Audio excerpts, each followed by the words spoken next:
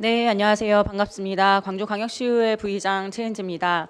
네, 오늘 저희 비영리 민간단체 공익활동 지원 사업 개선 및 활성화 방안 토론회에 바쁘신 와중에도 참석해 주셔서 정말 감사드립니다.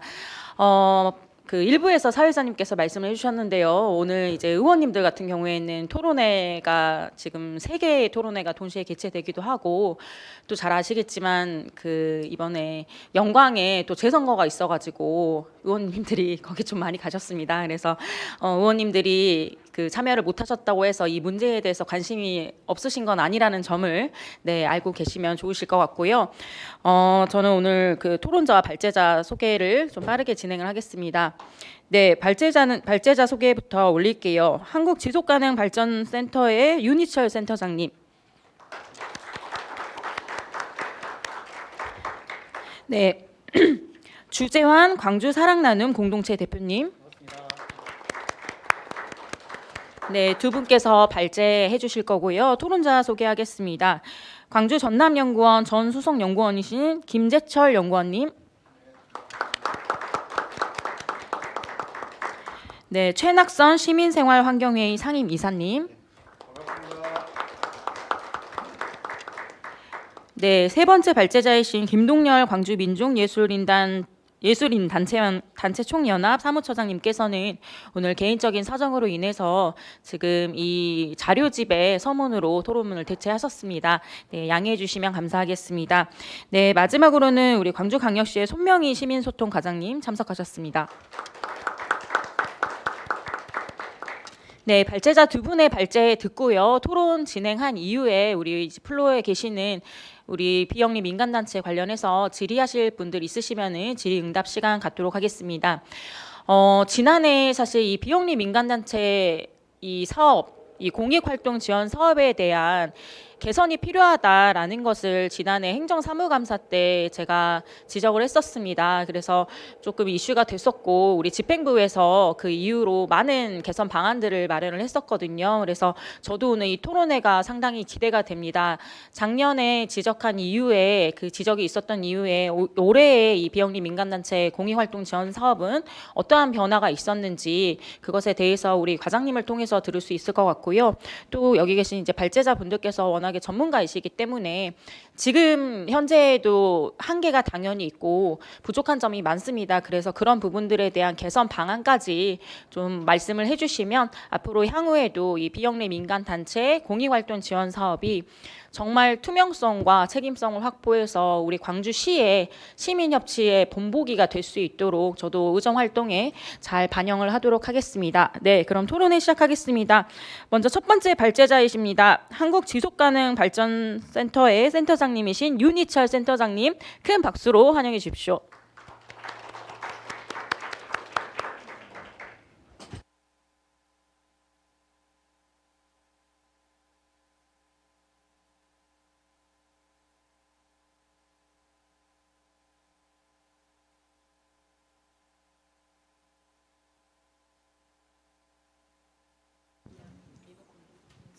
네. 네, 그러면 첫 번째 이야기 시작하겠습니다.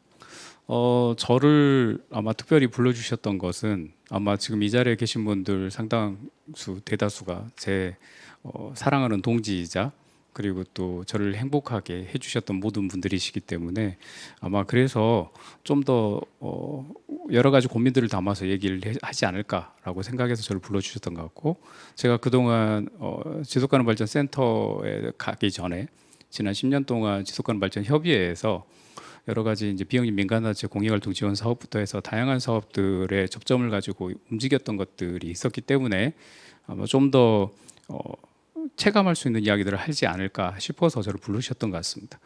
원고는 명절 연휴 전에 이제 급하게 써달라는 요청을 좀 받았고요. 그래서 저는 처음에 PPT를 만들고 있었는데 텍스트로 만들어 달라고 해서 텍스트를 열심히 썼습니다. 그래서 굉장히 딱딱하고 원론적인 이야기가 담겨 있는데 나중에 이제 시간 나면 보시면 될 것 같고요. 오늘은 시간이 짧기 때문에 요약해서 압축해 가지고 내용들을 좀 정리해서 말씀을 드리겠습니다.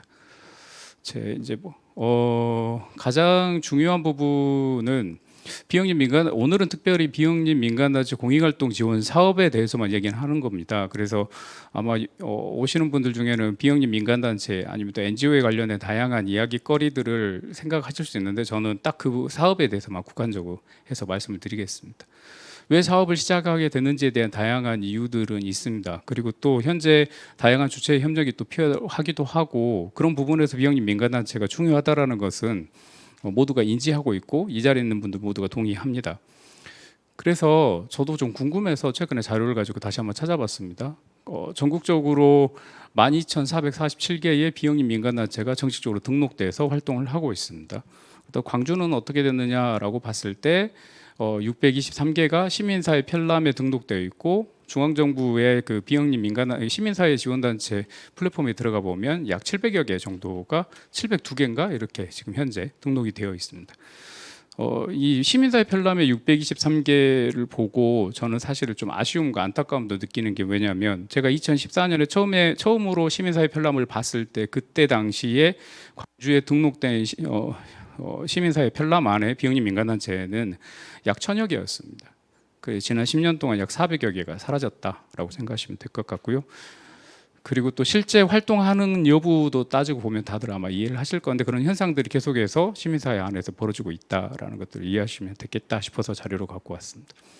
그리고 뭐 참고로 그냥 한번 생각해봤습니다. 언제 비영리 민간단체라는 용어를 썼나라고 해서 요즘은 이제 데이터 검색이 너무 잘 되니까 네이버 뉴스 라이브러리 검색을 쭉 해봤더니 1993년에 처음으로 비영리 민간단체라는 단어가 등장을 하더라고요. 물론 그 전에는 비영리 단체, 그 민간단체 이런 용어들 썼는데 비영리 민간단체라는 용어가 등장했고 또 아까 이제 우리 시민사회단체 센터장님께서 말씀하셨다시피 김대중 정부 때 비영리 민간단체 지원 사업이 시작이 됩니다. 이제 이런 변화들이 있었고요. 그리고 이제 주재환 대표님 발표하실 내용인데요. 저도 너무 궁금해서 시에 이 자료들이 공개돼 있거든요. 엑셀 파일로 된 것을 PDF로 만들어 가지고 점수를 다 공개를 하고 있는데 해당 사업에 대해서 한번 그냥 분석을 한번 해봤습니다. 분석을 해서 평균 점수를 쭉 뺐더니 이 정도 나오더라. 그러니까 굉장히 만족도가 높은 평가를 받는 사업들이 교육, 환경 보호, 문화예술 이 순으로 쭉 나오더라라는 것을 참고로 보시면 되겠고요. 이게 사실은 엄밀한 가치 판단 기준을 가지고 했던 평가는 아니기 때문에 그리고 또 어느 누군가 이걸 동의할 수 없기도 하고요. 또 서류를 잘 냈다고 해서 사업 평가가 잘 됐다고 보기도 좀 어렵습니다. 그 정확하게 이제 또 주재환 대표님 또 말씀하실 건데요. 그래서 일단 이 정도의 상황들이 이루어지고 있다라고 이해하시면 될 것 같습니다. 그래서 어떤 성과를 냈는지 이게 이제 우리 광주와 그리고 전국적인 상황들을 놓고 봤을 때 크게 5가지로 저희가 구분해서 살펴볼 수 있었는데 첫 번째는 공익활동, 공익사업의 확대와 사회적 기여 이건 누구도 부인하지 못할 정말 중요한 사실입니다. 다양한 공익활동 수행하죠. 사회통합도 하고 최근 들어서는 기후위기 관련된 환경보호 활동, 인권정치, 복지 향상 정말 많은 분야에서 합니다. 또 지역사회 기반 당연히 활동을 하기 때문에 광주형 활동하면 대부분 비영리 민간단체 지원 사업에서 현재 하고 있는 대표 사업들이 대부분 여기에 해당되지 않나 싶고 또 사회적 안전망 확보 부분이 사실은 국가가 손대지 못한 부분들이 있습니다. 예를 들면 코로나19 상황에서 저도 이제 느꼈던 것 중에 하나가 그때 마스크가 심각한 문제였잖아요. 보급 문제 때문에. 그랬을 때 시민사회 단체들이 불법 체류자라고 불리는 이주민들 대상으로 그분들한테 마스크를 공급하기도 하고 이제 이런 보이지 않는 활동들 이외에 수많은 활동들이 있다. 이런 영역에서의 사회적 기여 당연히 있습니다. 참여와 투명성 강화, 시민 참여 확대하는데 기여한 부분도 있고요. 또 이제 물론 여기에 대해서 아직도 부족하다고 말합니다만 투명성 확보에 위해서 평가 시스템 통해서 투명성을 확보하는 부분도 있습니다. 또 자율성과 역량 강화 부분에서 자생력 강화 노력을 하려고 하고 있고 또 교육과 훈련을 통한 전문성 제고 또 성과로 보고 있습니다. 왜냐하면 이런 지원 사업이 있었기 때문에 나타난 현상이기도 하고요. 또 사회적 신뢰도 향상도 신뢰를 구축하고 또 협력 관계를 강화하는 부분이라 또 지역사회와 협력 증대 이런 부분도 굉장히 중요하게 나타나고 있습니다. 물론 이 부분이 완벽한 100% 성과라고 말하기보다는 이런 부분에 긍정적 효과들이 있습니다라고 말씀드리는 거고요. 또한 이게 완벽하게 100% 구현되지 않기 때문에 뒷부분에 또 한계로도 나타납니다. 그래서 그런데 우리 사회에서 지금 비영리 민간단체 공익활동 지원 사업이 어떤 요구들을 하는지 뭐 살펴보면 크게 5가지로 나뉘는데 사회적 요구를 좀 반영을 했으면 좋겠다. 그러니까 유연한 대응이 필요한데 변화하는 사회에 대한 다양한 사업에 대한 요구가 있는데 여기에 과연 적절하게 대응하고 있는지. 예를 들면 비영리 민간단체 지원 사업들 대부분이 사실 굉장히 오래된 역사를 갖고 시작을 합니다. 제가 한 7, 8년 전쯤에 비영리 민간단체 공익활동 지원 사업을 해당 어떤 이제 부서에서 평가하는데 한번 도와달라 해서 참여를 한 적이 있는데 그때 뭘 느꼈냐면 담당한 공무원들, 그러니까 과장 국장임에도 불구하고 해당 사업이 무슨 사업인지 왜 시작했는지 알 수가 없습니다. 오랜 시간 동안 시민사회 협의하면서 진행을 하다 보니까 시간을 흐르고 보니 한 5년, 10년 지나 5년, 7년 지나면 이 사업이 왜 시작했는지 모르고 지금 이 사회 맥락에서 이게 왜 진행되는지 모르는 상황들이 발생하더라고요. 이런 문제들이 한 가지 또 있었고 지금 그래서 아마 비영리 민간단체 공익활동 지원 사업이 그러니까 100여 개 넘게 진행되고 있는데 이것들이 과연 우리 사회에서 지금 요구하는 것이 적합하냐라는 질문을 만약에 담당 공무원한테 던지면 제대로 답변하는 공무원이 몇 명이나 될지 이게 공무원을 비판하자라는 게 아니라 사실은 그 맥락과 배경과 진행 과정들을 지금 우리가 명확하게 이야기하고 공론화시키면서 일이 진행됐는지 여기에 대한 정확한 답이 어렵다라는 겁니다. 또 하나는 이제 기술 발전으로 인한 디지털 격차나 인공지능 윤리 뭐 이런 새로운 이슈들이 등장하는데 과연 우리는 여기에 적극적으로 어떻게 대응하고 있는지 이것이고요. 또 이제 두 번째는 다양한 주체와 협력 강화가 필요한데 네트워크 확대가 이루어진다라고 우리가 말은 하는데 대부분 비영리 민간단체 공익활동 지원 사업의 자세한 내용들을 보면 해당 단체에서 목표를 세우고 계획을 수립하고 단체 회원들 대상 또는 약간 플러스 알파로 지역 주민들 대상으로 사업을 하는 정도에 그치는 경우가 많습니다. 이게 이제 비판적으로 보기보다는 적은 사업비로 효과를 내기 위한 시너지를 내기 위한 수단으로서도 이해할 수는 있는데 사실 그런 측면에서 다양한 네트워크 확대가 이루어지고 있느냐라는 문제가 한 가지 있고 또 하나는 기존에 계속해서 지원받았던 단체 사업이 계속해서 유지되는 것들이 이루어지는 경우가 많습니다. 이제 이런 부분은 앞서 말씀드렸던 대로 이게 신규 사업이 비영리 민간단체 공익활동 지원 사업으로 포함돼서 가기가 쉽지 않은 일종의 한계가 작용하고 있습니다. 그건 이제 조금 이따 또 말씀드리고요. 또 이제 포괄적 접근 이 부분은 이제 기업이나 정부나 학계, 국제기구 다양한 주체와 연계로서의 더 큰 사회적 변화를 추구해야 되는데 앞서 말씀드린 대로 적은 사업비로 적은 사업 위주로 가다 보니 이 전체적인 큰 그림 속에서 구현되기 어려운 부분 한계점들이 있고 시민들이 의외로 좀 최근 들어 제가 느끼는 건데 지역색이 강한 지역의 활동들에 대한 존중보다 좀 범시민적으로 국가적인 차원에서 그리고 또 큰 글로벌 차원에서 진행되는 부분에 더 관심을 갖고 그걸 실행하는 과정이 광주라는 곳이 된다면 좀 더 호의적으로 접근하는 것들도 보거든요. 이런 포괄적 접근에 대한 접점이 필요하다는 것이고요. 그리고 세 번째는 이제 환경 문제 지속 가능성 대응 요즘 너무 중요한 화두로 닥치고 있고 또 실제 사업 과정에서 보면은 이런 가이드까지는 아니지만 이런 요구들을 시나 또는 시민사회 자체적으로 하고 있는 것도 사실입니다. 그리고 또 소외계층과 다문화에 대한 대응도 커지고 있죠. 최근에 이제 뭐 아직 확정된 건 아닙니다만 최근 광주에서 이제 외국인 기본계획 수립하는 내용을 봤더니 2030년까지 됐을 때 광주시의 외국인 비율이 지금보다 훨씬 늘어나는데 10%가 될 수도 있다. 굉장히 큰 비율이거든요. 이제 이랬을 때 우리는 이 다문화 그리고 이주민에 대해서 어떻게 포괄적으로 포용적인 그리고 또 환대의 문화 속에서 접근할 수 있을지에 대한 그런 문제 제기도 있는데 여기에 그러면 비영리 민간단체 공익활동 지원 사업은 어떻게 접근해야 될지 그리고 앞서 말씀드린 대로 기술 발전과 교육에 대한 변화에 대한 대응을 적극적으로 해야 된다라는 부분이 요구사항으로 들어와 있습니다. 그래서 이제 한계들을 제가 이제 기존 자료들과 사실 자료들이 많지는 않아서 이제 광주에 국한된 것도 있지만 대부분 이제 전국적인 상황 그리고 또 다른 지역에서 있었던 논의들을 가지고 한번 정리를 해봤던 것이 크게 4가지인데 첫 번째는 재정 의존도 및 자립성 부족이라는 부분인데 비영리 민간단체들이 정부 지원에 의해서 재정적 자립이 어렵다. 이게 사업 진행을 할 때 사업비 지원이 없으면 해당 사업이 사라지는 경우들이 많습니다. 이제 이런 부분에 대한 문제 제기인데 저는 한편으로 이런 생각도 합니다.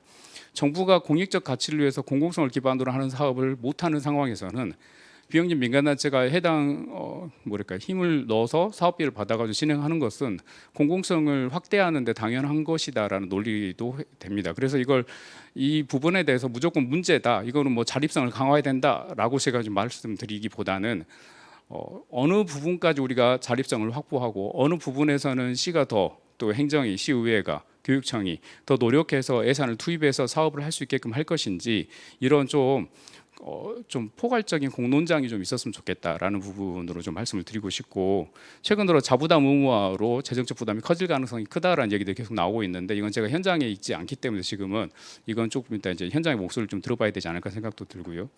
그다음에 중복 지원 문제인데, 저는 이게 그냥 광주 내에서 해당 단체가 여러 사업을 중복해서 받는다라고 보지는 않습니다. 저는 제가 굳이 이 문제를 왜 가지고 왔냐면, 이제 국가 지원 사업을 일부 받는다든지, 또 목표 달성을 위해서 시의 사업을 일부 받는다든지, 사실은 단체 입장에서는 공공성 실현을 위해서 여러 가지 수단을 강구하는 것이라고 우리 이해를 할 수 있습니다. 근데 이런 부분에 대해서 그러면 객관적으로 우리가 이 문제를 어떻게 해결할 것인지에 대한 한 가지 문제가 있고, 또 하나는 제가 살펴봤을 때 작년 사업 목록도 쭉 보면서 여러 가지 생각들이 들었는데, 예를 들면 인권 관련된 사업을 하는데 그것이 환경과 연결되어 있기도 하고, 어떤 사업은 교육 관련된 사업을 하는데 그게 성평등과 연결되어 있기도 하고, 이게 사실은 중복되는 문제들이, 그러니까 문제라기보다는 다양한 활동의 사업이 통합적 사고를 통해서 종합적으로 조정이 돼야 되는데, 해당 국내에서 해당 사업으로 딱딱딱 진행되는 것들이, 이게 표현은 중복 지원이라는 표현이 될 수는 있겠습니다만, 이게 시너지를 내기에 적절할까라는 약간의 고민이 드는, 나중에 이제 이 부분에 대해서 어떻게 해결할지는 제가 개인적인 차원에서 한번 고민했던 것들을 또 다시 말씀드리고요. 그다음에 이제 기존 단체 위주 지원이 된다, 이게 참 어려운 문제인데, 신규 단체에 대해서 새로 사업 계획서를 내서 접수를 받아가지고 해당 실국에서 검토해가지고 통과를 시키기가 쉽지가 않습니다. 왜냐하면 그게 하기 싫어서가 아니라 해당 단체가 그동안에 어떤 활동을 해왔는지에 대한 문제가 있고, 또 근본적으로 우리는 비영리 민간단체 공익활동 지원 사업이 목적성이, 그러니까 광주시 전반을로 놓고 봤을 때 고민해야 될 의제나 아니면 방향성이나 목적성이 사실 명확하지가 않습니다. 과거에는 있었는데 해당 사업들이 진행되는 과정에서 지금 현재 시점에서 판단을 했을 때는 그 목적성이라는 것이 잘 보이지가 않을 수가 있습니다. 이거는 해당 단체와 담당 실국은 알고 있는데 제3자인 저나 아니면 시민들이 봤을 때는 그게 잘 느껴지지 않을 수가 있습니다. 그랬을 때는 신규 사업을 지원했을 때 지원하는 단체 입장에서 새로운 사업인데 정말 많은 좋은 의도를 갖고 참여를 했다 해도 그런 혁신적인 아이디어가 제출되고 참여 수행되기는 현재 예산 구조 내에서는 쉽지 않다. 그렇다면 어떻게 개선을 해야 될지가 문제가 되고 있고, 또 하나는 사업평가 부분인데, 이건 제가 이제 아쉬워하는 부분 중 하나가, 우리는 언제나 행정에 대한 평가는 정말 자유롭게 즐겁게 합니다. 즐겁다는 표현이 좀 어폐가 있지만, 근데 시민사회 스스로에 대한 자조적인 평가, 스스로에 대한 평가에 대해 굉장히 불편해합니다. 그거는 이제 평가의 방식이 문제일 수도 있는데, 저는 사업을 잘했다 못했다의 평가라기보다 그 사업이 우리 공동체에, 지역사회에 어떠한 긍정적 영향을 주는지에 대한 평가로 가야 되는데, 지금 제가 알기로는 현재 평가는 물론 긍정적인 객관적인 평가 기준이 있긴 합니다만, 주로 하는 평가가 회계 기준에 맞춰서 제대로 되고 있는지만 평가가 되고, 사업 평가로 되는 부분은 약간의 한계가 좀 있습니다. 이제 이런 부분을 우리가 어떻게 해결해야 될지가 문제가 될 것 같고요. 그래서 개선 방안은 크게 이제 5가지고, 제가 마지막에 전반적인 그림을 한 가지 더 보여드릴 건데요. 크게 이제 5가지 이야기를 좀 하겠습니다. 먼저 첫 번째는 정부에 대한 보고가 끝이 아니었으면 좋겠다. 그러니까 시민에 대한 보고로 마무리가 돼야 되는데, 우리는 사업 결과가 시의 마지막 최종 결과 서류를 담당 부서에 제출하는 것으로 끝나버립니다. 그렇다면 이걸 어떻게 시민에 대한 보고로 만들 것인가를 한번 고민해봤으면 좋겠다. 과거에 우리는 좋은 경험이 있습니다. 광주는 다른 지역과 다르게 민간활동 워크숍을 하면서 그 한 해의 수많은 활동과 경험들을 시민사회가 공유하고 시민에게 보고하는 연례 행사들을 한번 했었죠. 이런 부분에 대한 고민들을 한번 이제 앞으로 지금 이제 이 상황에서 이 시점에 어떻게 다시 해볼 것인가 한번 생각했으면 좋겠다 이거. 그리고 또 하나는 이제 수많은 NGO 활동의 결과가 지역사회에 공유돼야 되는데 사실 이 플랫폼 자체가 부족하다 보니까 데이터베이스가 구축이 되어 있지가 않습니다. 그래서 너무 안타까운 거죠. 왜냐하면 시민사회에서도 자체적으로 연구 활동을 하기도 하고 정책을 만드는 그리고 시민 캠페인을 하든 다양한 활동을 하는 과정에서 생겨나는 수많은 데이터들이 있는데 이것들이 한 군데 모여서 시민들한테 공유되는 그런 것들이 없다라는 겁니다. 제가 이제 이 부분을 뭐 그거 꼭 필요하냐라고 생각하실 수 있는데 연구자인 제 입장에서 제가 다른 지역의 상황이나 해외 상황들을 볼 때 뭘 보고 보냐면 그쪽에서 공개하는 아주 작은 그러니까 요약 보고서라든지 아니면 연구 데이터라든지 공개되는 지역들이 있거든요. 그걸 보고 제가 스스로 호기심에 그 지역 해당 지역을 연구를 하기도 하고 그게 누적돼서 그 지역의 중요한 자원으로 사용되기도 합니다.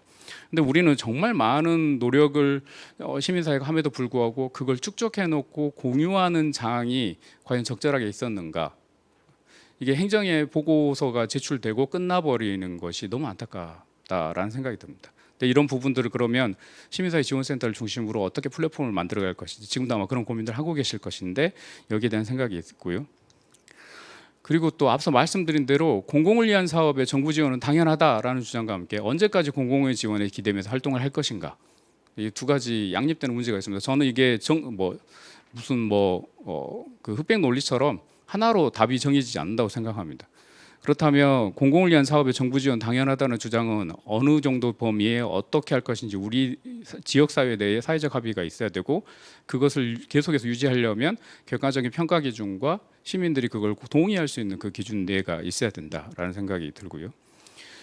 그 다음에 앞서 말씀드린 대로 사업의 적절한 평가보다 회계 절차만 진행되면 끝나는 형태가 저는 좀 불편합니다. 왜냐하면 저도 이런 사업들을 해보면서 정말 많은 노력들을 냈고 그 결과를 시민들과 공유하고 싶은데 그게 그냥 회계 절차하고 보고서만 내면 일단 행정부터도 안정적으로 이게 끝났다라고 인정하고 넘어가는 상황이 되니까 거기서 끝나서 과연 가능할까? 그러면 우리는 이걸 어떻게 서로 공유하는 장을 또 만들어보고 또 시민들한테 이걸 또 확산을 시켜볼까? 이런 고민들을 하는 방향으로 가야 되지 않을까라는 생각이 들고요. 그 다음에 사회 전체를 고려하는 시스템적 사고방식으로 종합적인 관점에 접근해야 된다는 부분은 앞서 말씀드린 대로 해당 사업이 갖고 있는 목적성이 그 단순히 한 영역에 그치지 않는 경우가 많아서 그걸 상호 연계하는 과정들을 한번 설계하고 만들어봤으면 좋겠다. 지금 당장 전체 사업을 다 할 수는 없고 시범 사업 형태로 하나씩 만들어보고 행정에서도 협업 사업의 경우에는 굉장히 중요한 가치를 놓고 평가하는 것들을 제가 이전 민선 7기 때부터 봐왔는데 지금도 그런 걸로 알고 있습니다. 그렇다면 시민사회도 행정도 칸막이를 넘어서 하는 사업을 더 장려하는 방식으로 어떻게 해야 될 것인지를 생각해 주셨으면 좋겠다라는 생각이 들었습니다. 그래서 들었던 생각 중 하나가 사업 방식이 다각한데 단년도 사업 지원 사업 방식에서 단년도 사업 지원 방식은 어떻게 할 것인가. 그러니까 이게 매년 물론 평가라는 것들이 존재하긴 합니다만 매년 올해 사업에 대해서 평가를 하고 그 다음에 또 사업을 그 사업에 끝나고 또 한다고 하는데 실제로 사업 보면은 계속 매년 진행되는 사업들이 대부분이거든요. 그렇다면 단년도 사업 지원 체계를 만들어가는 것 그리고 또 신규 사업에 대해서 처음부터 큰 사업으로 들어올 수가 없기 때문에 지금 이제 마을 공동체 지원 사업이라 이제 사회적 경제에서도 작은 동아리 사업들을 시민들한테 요구하고 그러한 참여 방식들을 사업 지원을 하는 것들을 그리고 있거든요. 그렇게 해서 점점 그 공동체나 그리고 또 사회적 기업들도 키우는 것들을 보는데 그렇다면 시민사회도 인큐베이팅 할 수 있는 작은 동아리 사업들을 확대하는 방안은 어떻게 한번 통합적으로 만들어 보는 건 어떨까라는 생각이 들고요. 그렇습니다. 그래서 이제 제가 종합적인 것들을 한번 생각해 보면서 이런 방식을 과거에도 우리는 이런 고민들을 했었지라면서 고 최봉익 선생님의 판화를 보면서 다시 한번 생각을 해봤습니다. 그러니까 우리는 언제나 정반합의 과정들을 거치면서 지향하면 사회적 자본을 축적하는데 이제 그분이 이제 약간 재미있게 설명하면서 알고 또 토론하고 또 정리하는 과정을 통해서 지역의 일종의 생태계 조성을 얘기를 했었고 마지막으로 제가 좀 고민했던 건 계획하고 실천하고 평가하는 부분이 시민사회에도 적극적으로 좀 반영이 됐으면 좋겠다라는 것인데요. 그렇다면 방법론으로서 이런 부분 한 가지만 더 말씀드리고 마치려고 하는데 목표하고 지표가 명확해야 된다. 근데 이게 또 목표 지표 만들려면 너무 긴 토론과 논의가 있긴 합니다만 저는 이게 꼭 필요하다고 보고요. 그리고 부합하는 정책 과제, 여기에 부합하는 정책 과제 발굴과 사업을 실시하고 종합적인 평가에 이르는 과정을 좀 설계를 했으면 좋겠다. 그러니까 매년도 각 실국에서 사업 논의해가지고 이제 해당 부서, 그러니까 담당 주관 부서가 이거를 전체적으로 승인하는 그 과정도 중요한데, 이것마저도 지금까지는 이제 어떻게든 해온 건데, 저는 이것보다도 근본적으로 해당 시민사회 단체가 비영리 민간단체 지원 사업으로 각 사업별로 하고 있는 것들이, 저는 뭐랄까, 우리가 추구하는 공동의 목표를 달성하기에 어느 정도 기여하고 있는지를 서로 또 인식하고 생각하면서 갔으면 좋겠다. 그랬을 때 사람들이 좀 더 시민사회도 적극적으로 될 수 있고, 담당하는 공무원들도 우리가 이런 역할을 합니다라고 생각하면서 좀 더 힘을 모을 수 있지 않을까 생각이 들었습니다. 그래서 의제 설정에서 예를 들어 민선 측의 주요 정책들이 있을 수 있고, 또 유엔 지속가능 발전 목표와 같은, 또 광주도 SDG를 갖고 있기 때문에 이런 목표 설정도 가능하고, 이외에 또 지역의 현안이나 문제 해결을 위해서 접근하는 방식에 대한 의제 설정도 할 수 가능하고, 또 과거에 했었던 광주 민간활동 워크숍의 새로운 방식으로 발굴 의제를 단연도에서 장기 의제로 설정하는데, 과거에 민간활동 워크숍이 자치행정국과 관련된 부서와 또 여러 영역이 있긴 합니다만 주로 그 부서 중심으로 움직여졌다면, 이번에는 이제 시민사회 지원센터를 중심으로 이러한 의제 설정과 사업들이 함께 만들어지고 지역사회가 함께 연대해서 가는 방식으로 가면 좋겠다. 그랬을 때 모두가 다 인정할 수 있는 각 사업들이 그냥 소모적인 사업이 아니라 우리 지역 공동체를 살리는 사업이다라고 생각하고 갈 수 있을 것 같다는 생각이 들었고, 그러면 진행 방식으로는 다양한 주체들인데 그 주체들과의 협의를 통해서 공동미 협력과제 수행의 방식이 있을 것이고, 또 장기 또는 장기 설정 과제 연계해서 사업 추진하고, 또 매년 또는 주기적 평가를 통해서 계획 실천 평가의 과정을 확립한다면 분리하고 칸막이를 넘어서 민민 또는 민간 협치로의 전환이 더 가열차게 되지 않을까라는 생각이 들었습니다. 이제 이거 결론은 앞서 말씀드린 것들을 한번 정리를 다시 해본 것이시고요. 그래서 비영리 민간단체 공익사업 우리 지역과 지역사회를 따뜻하게 돌보는 손길이자 더불어 살아가는 세상을 위한 작은 변화의 씨앗이라고 생각합니다. 시민들의 자발적인 참여와 헌신은 다양한 사회 문제의 실질적인 힘이 되고 더 나은 내일을 위한 지속가능한 미래를 함께 만들어갑니다. 이 방식은 단순한 이익이 아닌 공공의 가치를 추구하며 사회적 신뢰와 협력 속에서 우리 공동체를 더욱 따뜻하고 정의로운 곳으로 변화시킬 겁니다. 그냥 생각을 한번 정리를 하는 차원에서 간단하게 이렇게 말씀을 드려봅니다. 또 혹시 이제 궁금하신 점 있으면 나중에 또 질의응답 시간에 또 말씀을 드리도록 하겠습니다. 감사합니다.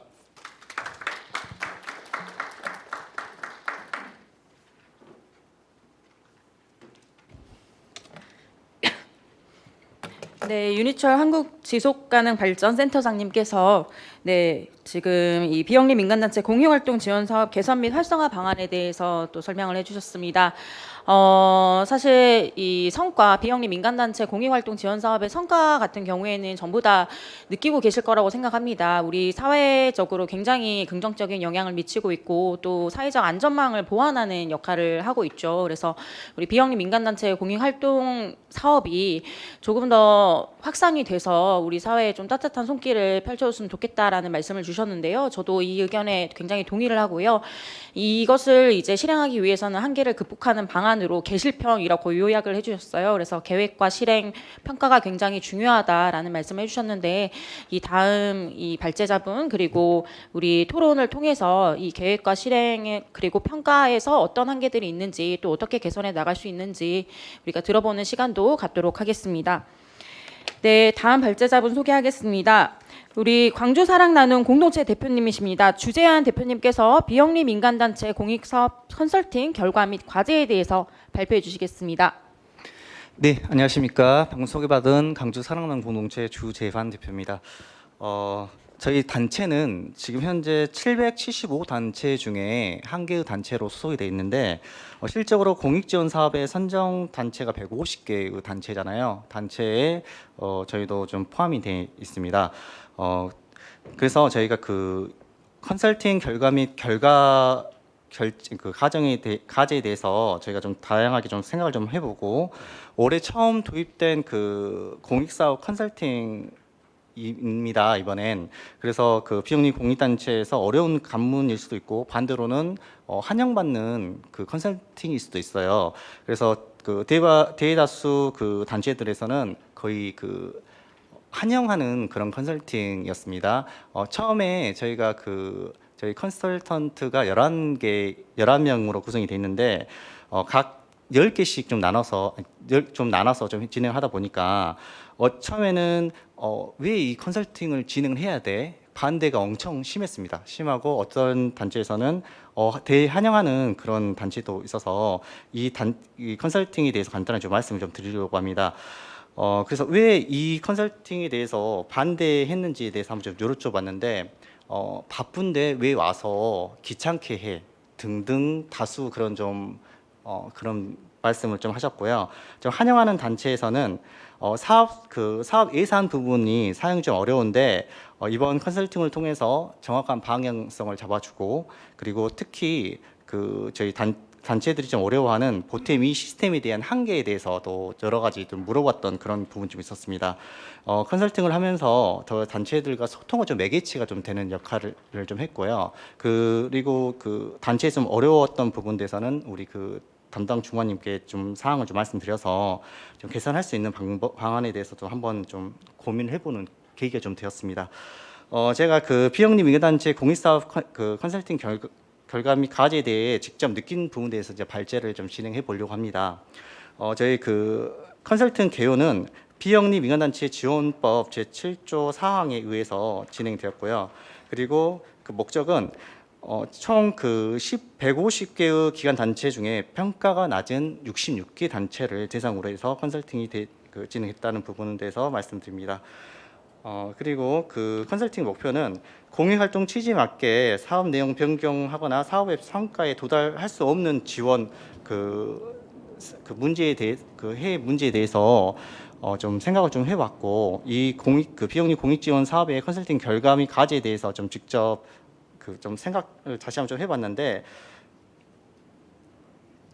네 죄송합니다. 온거가 좀 섞여가지고 죄송합니다. 네, 변경하고 사업의 성과에 대해 도달할 수 있는 지원 부분을 좀 생각을 해봤습니다. 사업 실행 계획서 분석을 통한 사업 실행 계획 수립 지원 부분하고 사업에 대한 예산 점검 및 재평성 안내에 대한 부분이 좀 많이 필요하다라는 그런 내용이 좀 많이 썼고요.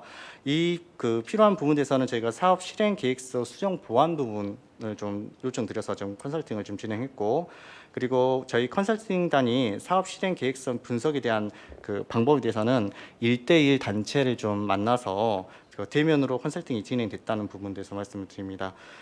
이 과정은 저희 4월 8일부터 4월 29일 22일간 컨설팅이 진행되었습니다. 그리고 참여하는 단체에서 왜 저희는 컨설팅 대상이 됐냐라고 좀 여쭤보신 부분이 좀 있어가지고 저희 공익사업 선정위원회에서 심사 결과 평가 점수가 좀 하위 60개 단체와 그 외에 컨설팅을 희망하는 단체에서 부서에서 추천해준 6개 단체에 지금 진행이 됐다는 부분에 대해서 말씀을 좀 드렸고요. 그리고 컨설턴트 단이 지금 11명이 구성되어 있는데 이 11명이 시민사회단체 및 문화예술, 사회복지 전문가, 사회수행 능력이 뛰어난 비영리 민간단체 중에 부서의 추천을 받아서 지금 된 단체의 전문가로 구성이 되어 있고요. 그리고 66개의 기관 단체의 컨설팅단이 직접 대면으로 통해서 일정 조율 및 컨설팅이 진행됐습니다. 주요 내용으로는 공익활동 취지에 맞는 사업 내용 변경 및 방향 컨설팅에 대한 사업 성과 부분을 달성할 수 있도록 좀 지원해드렸고, 그리고 사업 신청 시 사업 계획서 및 보조금 지원 금액에 맞춰 변경한 사업 실행 계획서를 비교하여 사업 목표에 달성하기 위해서 가장 효율적인 계획을 컨설팅으로 진행되었습니다. 가장 어려웠던 부분에서는 보조금은 만약 95%면 자부담이 5%가 반영돼 있는데 이 자부담 부분에 대해서도 고민을 좀 많이 해보셨던 부분 좀 있었고요. 사업 실행 계획서의 분석 부분이 검토를 했는데 예산 부분에 간항목 설정하는 부분이 가장 어렵다라는 그런 부분을 좀 말씀하셔서 이런 부분에 대해서도 다시 한번 좀 말씀드렸고, 저희 단체 역량과 지원 및 기타 단체 필요한 사항에 대해서 말씀하셨던 부분은 보탬이 시스템을 활용하는 부분이 좀 가장 어렵다고 하셔서 저희가 이 부분에 대해서는 저희 우리 시민소통과에서 진행을 3회 정도 지금 2시간씩 진행했던 사항을 말씀드렸고, 그리고 필요하면 저희가 자료집 같은 거랑 매뉴얼을 만들어서 배포하겠다고 말씀을 드렸습니다. 뒤쪽 넘겨보시면 컨설팅 결과에 대해서 좀 말씀드리겠습니다. 지금 여기 계신 분들 보시면 32페이지 보시면 선정 수는 150개고 컨설팅은 66개로 되어 있습니다. 여기서는 문화정책과와 장애인 복지과에서 비영리 단체의 비중이 가장 높았고요. 그리고 공익사업 참여 기관의 컨설팅 결과를 봤을 때 비영리 민간단체 공익활동 지원 사업의 내용은 공익지원 사업의 공익성과 구체성이 좀 부족한 부분이 가장 많았습니다. 참여단체 중 몇 개의 단체는 공익성이 부족하고 사업에 대한 계획성이 구체적으로 드러나지 않아서 어떠한 사업을 하는지에 대해서 파악하기 좀 가장 어려웠고요. 그리고 사업 그 대상의 불명실하고 시민과 함께하는 사업 진행 시 홍보 부족으로 인해서 시민 참여가 좀 어렵고 단독적인 그런 사업을 많이 이루어졌던 부분이 좀 있었습니다. 그리고 공익지원 사업에 단기성으로 진행하려는 좀 경향이 있었습니다. 중장기적인 사업을 진행해야 되는 그런 사업이지만 일회성과 단기성 사업으로 인해서 사업을 간단하게 좀 마무리하려는 그런 성향이 좀 있었고요. 다중 집합 장소인 에서 불특정한 다수에게 그 사업 진행 시 안전성 문제가 가장 있었습니다. 특히 공연 그런 프로그램이 발생했을 때 다중 집합 그 장소 공원이나 야외에서 하다 보니 안전에 대한 그런 부분이 좀 있었고요. 대책이 마련이 좀 필요하고 대책이 좀 마련이 필요했는데 미비한 부분이 가장 많았고, 체험 활동 진행 시에는 체험의 다양성 확보가 가장 부족했던 부분, 그리고 참여했던 그 시민들이 지루하게 느꼈던 그런 부분에서 좀 있었고요.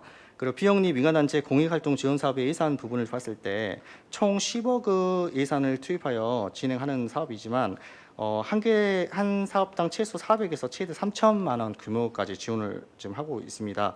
그렇지만 지금 2024년 선정 결과 그 지원 결정액을 좀 보았을 때 400에서 1,900만 원 범위에서 예산이 집행되고 있다는 것을 좀 볼 수 있고요. 예산 편성이 피상적이고 구체적이지 않았다라는 그런 부분, 단체 예산 사용의 재량성이 가장 높았다라는 그런 부분이 좀 있었고, 예산 집행 시 최대한 복잡하고 집행하지 않기 위해서는 한 건으로 일회성으로 좀 하려고 하는 그런 성향이 좀 있었습니다. 그리고 보조금과 자부담 예산 편성 구분이 좀 어려웠던 부분이 좀 있습니다. 처음에 그 자부담을 반영해서 지금 사업을 신청했지만 실적으로 예산 그 삭감으로 인해서 자부담을 안 태우려고 하는 그런 경향이 좀 발생을 했고요. 그리고 예산 비목 구분이 좀 어려움이 있다라는 그런 부분. 이 말은 예산 편성 시 보태미에 있는 비목에 대한 이해가 좀 부족했고 예산에 대한 그런 부분이 좀 인지가 좀 부족했던 부분에서 좀 있었습니다. 그리고 가장 많이 좀 현실이 좀 맞지 않았던 거는 간식 및 식대 예산이 현실이 적절하지 않아서 예산의 집행이 어려움이 있었다, 그런 부분이 좀 많이 있었고요. 이 간식과 식대 부분은 거의 자부담 비중이 높았던 부분이 좀 있습니다. 적은 예산으로 사업이 확장하기 힘들다라는 그런 다수의 그 단체의 의견이 좀 있었고요. 이 말은 장기적으로 사업을 진행하고 싶지만 인건비 및 그 운영비에 대한 비중이 좀 가장 낮아서 예산이 적다 보니까 비영리 민간단체에 대한 그 운영이 좀 어려움이 있다라는 좀 말씀을 좀 하셨습니다. 정치적 영향에 의해 예산 규모가 좀 달라진다라는 그런 말씀 좀 있었는데, 이 말은 정치적 결정에 따라 비영리 공익지원 사업의 예산이 달라질 수 있어 사업에 대한 연속성 및 안전성이 부족하다는 그런, 이거는 실적을 하고 있는 단체에서 나왔던 말씀을 좀 반영했던 부분입니다. 그 비영리 민간단체 공익활동 지원 사업의 홍보 부분이 좀 가장 부족했던 부분이 좀 있습니다. 선정된 비영리 단체에서는 사업 운영 시 홍보 수단의 부족 및 결여로 인해서 강주 시민에게 비영리 공익 사업이 어떤 사업인지에 대해서 인지를 시켜주는 게 좀 어려웠고, 모집 부분이 좀 가장 어려웠던 부분이 좀 있었고요.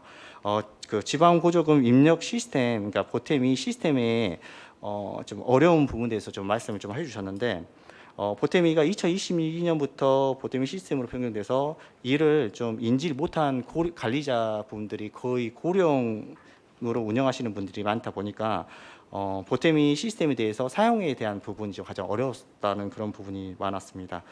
그리고 공사업 그 보탬이 시스템의 관리자 부재 부분이 좀 있었는데, 이 부분은 보탬이 관리자가 부재로 인해서 거의 그 공익지원 사업에 있는 민간단체 그 분들은 그 메인으로 있는 게 아니고 거의 다른 그 본이 있고 이 활동으로 좀 하는 그런 분들이 있기 때문에 이 시스템을 운영할 수 있는 사람이 별도로 있는데 그 사람의 부재로 인해서 이게 시스템이 좀 운영이 안 된다는 그런 부분을 좀 말씀하셨고 그다음에 가장 저희도 좀 저희 단체에서 좀 어려웠던 부분이 뭐냐면 보탬이 시스템의 결제 수단인 신용카드 H형으로 되어 있습니다. 그러니까 신용카드를 결제하다 보면 사후 결제 방식으로 되어 보탬이 시스템에 입력을 안 하면 그 예산이 그 통장으로 입금이 되지 않기 때문에 연체가 발생을 할 수가 있어요. 이게 신용 카드다 보니까 연체가 될 수 있는 부분이 있기 때문에 향후에는 신용카드보다는 체크카드로 좀 전환해서 바로 그 보탬이 시스템에 입력을 해야지만 바로 그 돈이 지출할 수 있도록 그렇게 개선이 됐으면 좋겠다라는 좀 생각을 좀 해보았고요.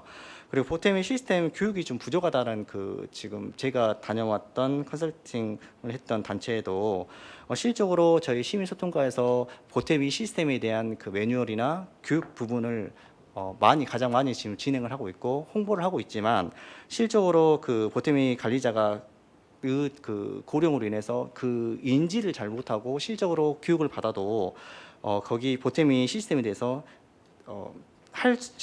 실질적으로 할 수 있는 그런 부분이 없다 보니까 이런 부분에 대해서 좀 개선이 좀 필요할 고민이 된다라는 그런 부분이 좀 있었습니다. 그리고 개선 과제에 대해서 좀 말씀 좀 드리겠습니다. 비영리 민간 공익지원 사업에 그 강주시 그 소관 부처에서 참여가 지금 확대가 되고 있는데 지금 참여를 통해서 사업의 다양성 확보 및 비영리 민간단체 발굴 및 참여가 좀 적극적으로 좀 필요할 것 같고요. 그리고 비영리 민간단체 지원 사업의 장기 사업의 단기 사업 구분이 좀 필요할 것 같습니다. 저희가 그 처음에 장기 사업과 단기 사업을 구분해서 모집 선정하실 때 이 사업을 좀 예산의 안전성과 편의성을 도모했으면 좋겠고요. 그다음에 중장기 사업과 단기 사업에 대한 예산 편성이 달리 좀 운영이 됐으면 좋겠다라는 좀 생각을 좀 해보았습니다. 그리고 신청 전 기관 단체 교육이 좀 필요할 것 같습니다. 선정이 되면 우리가 선정됐으니까 이 사업이 진행을 해야지라고 하고 막상 교육에 참여를 하라고 독려를 해도 교육을 참여하지 않는 그런 단체가 좀 있습니다. 사전에 좀 교육이 좀 필요할 것 같고 그 단체에 대한 호응이 좀 필요할 것 같고 그다음에 무분별하게 사업 신청을 방지하고 사업의 취지에 맞는 기관 단체에 본 사업을 신청할 수 있도록 그 각 그 주무 부처에서 좀 체크가 될 필요가 좀 있을 것 같습니다. 그리고 예산 편성 교육이 좀 필요할 것 같고요.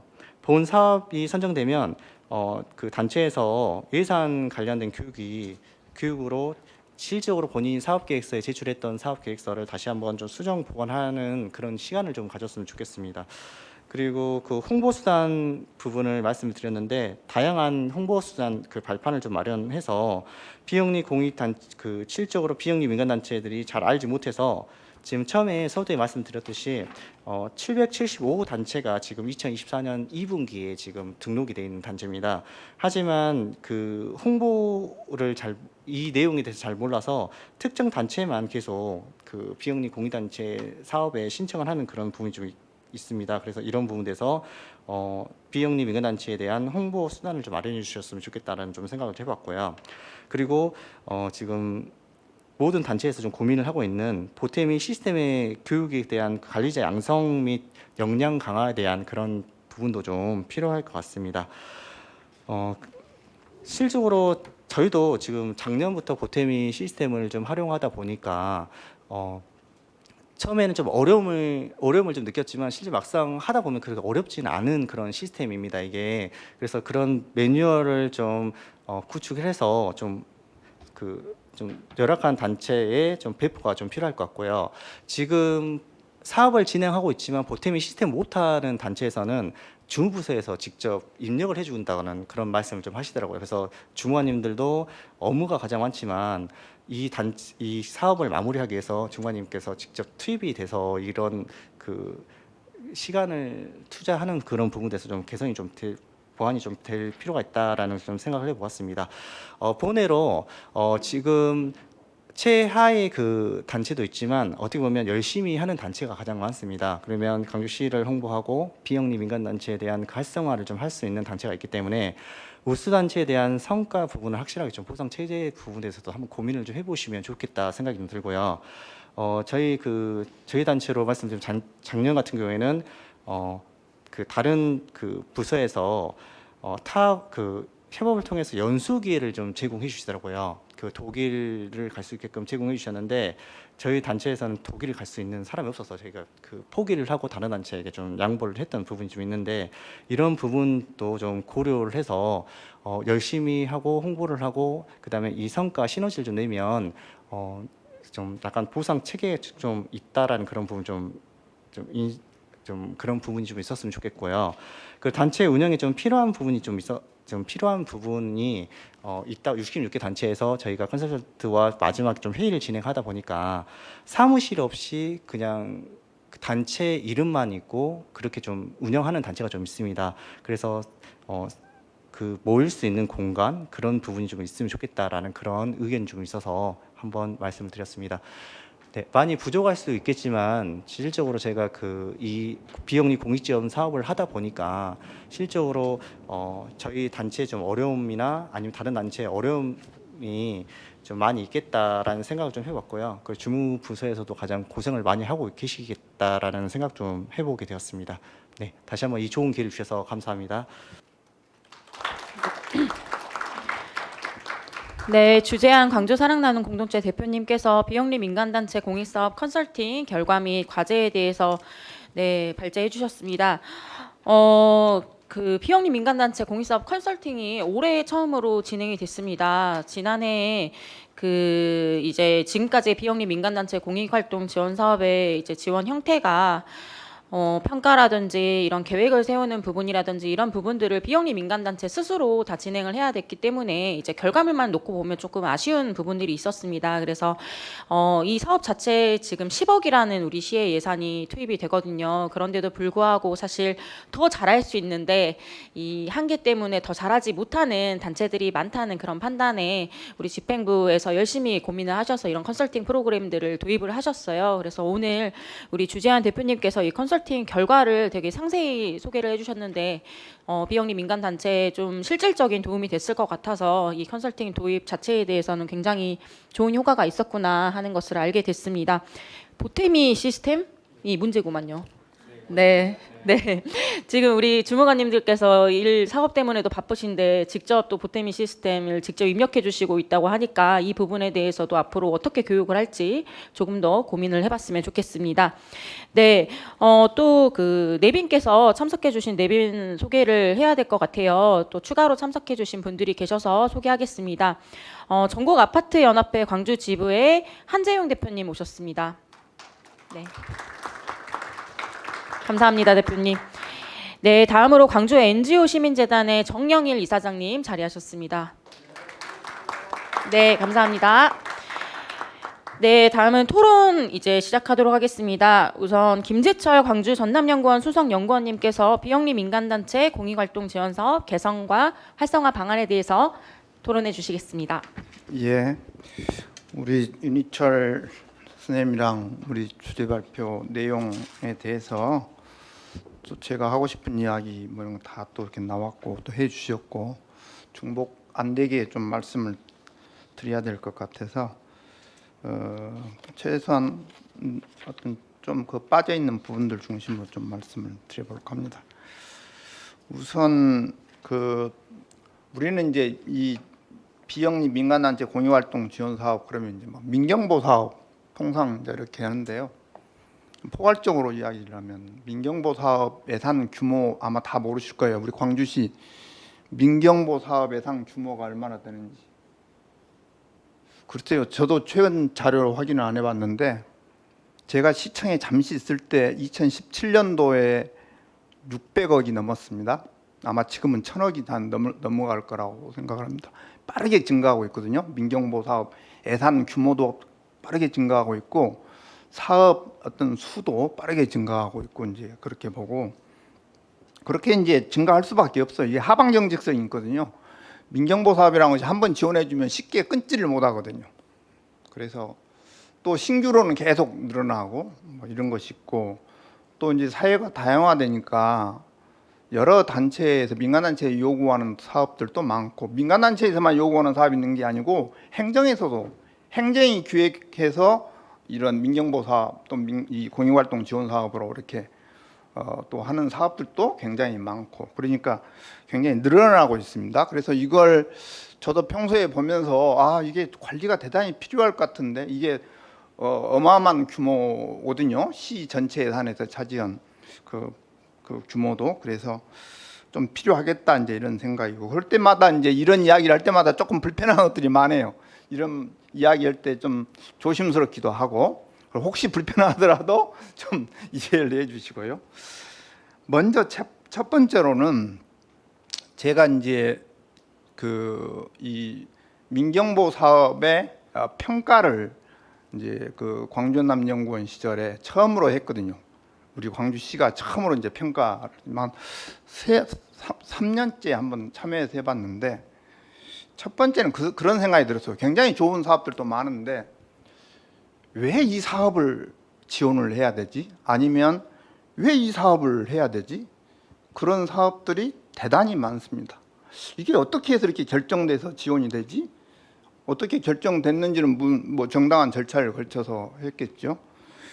여기서 제일 중요한 부분이 이 공익활동이니까 공공성이 있어야 되겠죠. 근데 이제 공공성이라는 그 기준에 그 어떤 지표를 생각하고 거기에 얼마나 합당할까 뭐 이런 생각도 많이 해봤고요. 그래서 평가를 하기가 어렵더라고요. 제가 여기서도 그런 이야기 했는데 공익활동이니까 당연히 좋은 일을 하시겠죠. 또 아마 성과도 크리라고 보고 또 그만큼 공익활동이니까 신뢰성도 갖고 있습니다. 그런데도 불구하고 과연 이게 그 효과가 얼마나 되지? 저도 잘 모르겠습니다. 평가를 3년째 해봤지만 모르겠어요. 그 사전 계획서나 또 그 끝나고 나서 어떤 효과가 있었다라고 하는 그 보고서도 거의 뭐 한두 페이지. 물론 이런 이야기하면 우리 행정에서도 불편할 거고 우리 단체에서도 불편함을 뭐 나타내실 수 있을 것 같은데 그걸 가지고 어떻게 평가하지? 사실 평가를 제대로 할 수가 없었어요. 아까 그래서 우리 윤희철 대표님도 그 평가가 얼마나 될지 모르겠다 이렇게 말씀하셨는데 진짜 모릅니다. 뭐가 얼마나 있었는지. 그래서 과연 그 공익성이라는 잣대를 가지고 처음 선정할 때부터 저는 좀 평가가 있어야 된다. 그 평가는 우리가 보통 이제 해당 부서에서 관련 부서에서 이렇게 정해가지고 이제 보통 이렇게 지원을 하지 않습니까? 지원하는 그 과정에서 물론 있습니다. 민경보 사업 심의위원회가 열리거든요. 매달 열리기도 하고 그렇습니다. 근데 그것은 이미 각 부서가 사업을 선정해 놓고 그 예산을 지원을 할 때 그때 민경보 심의를 열거든요. 오히려 그런 것보다는 사업을 처음 결정할 때부터 오히려 심의가 하는 게 훨씬 낫지 않을까. 이 사업을 왜 해야 되는지, 어떤 이로움이 있는지, 이게 뭐 단체 회원을 위한 어떤 사업인지 아니면 단체 회원들의 활동에 의해서 그 시민들에게 어떤 좋은 서비스를 준다든가 아니면 지역사회의 어떤 발전에 기여를 한다든가 하는 그런 그 공익적 가치에 굉장한 어떤 그 무게감을 주고 이렇게 할 필요가 있겠다. 그런 의미에서 그런 어떤 사전 사후 어떤 그런 보고서라도 평가라는 말을 굳이 안 쓰더라도 좀 상세한 보고서라도 좀 만들었으면 좋겠다 하는 것이고요.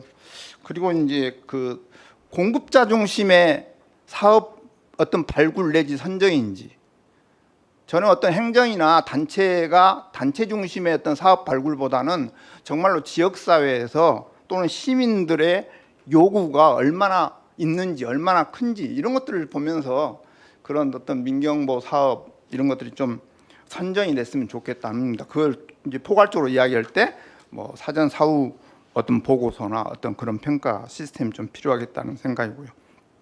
두 번째는 또 어떤 생각을 가졌냐 하면 이 많은 민간 단체 지원 사업이 어떻게 전개되고 어떻게 펼쳐지고 있지?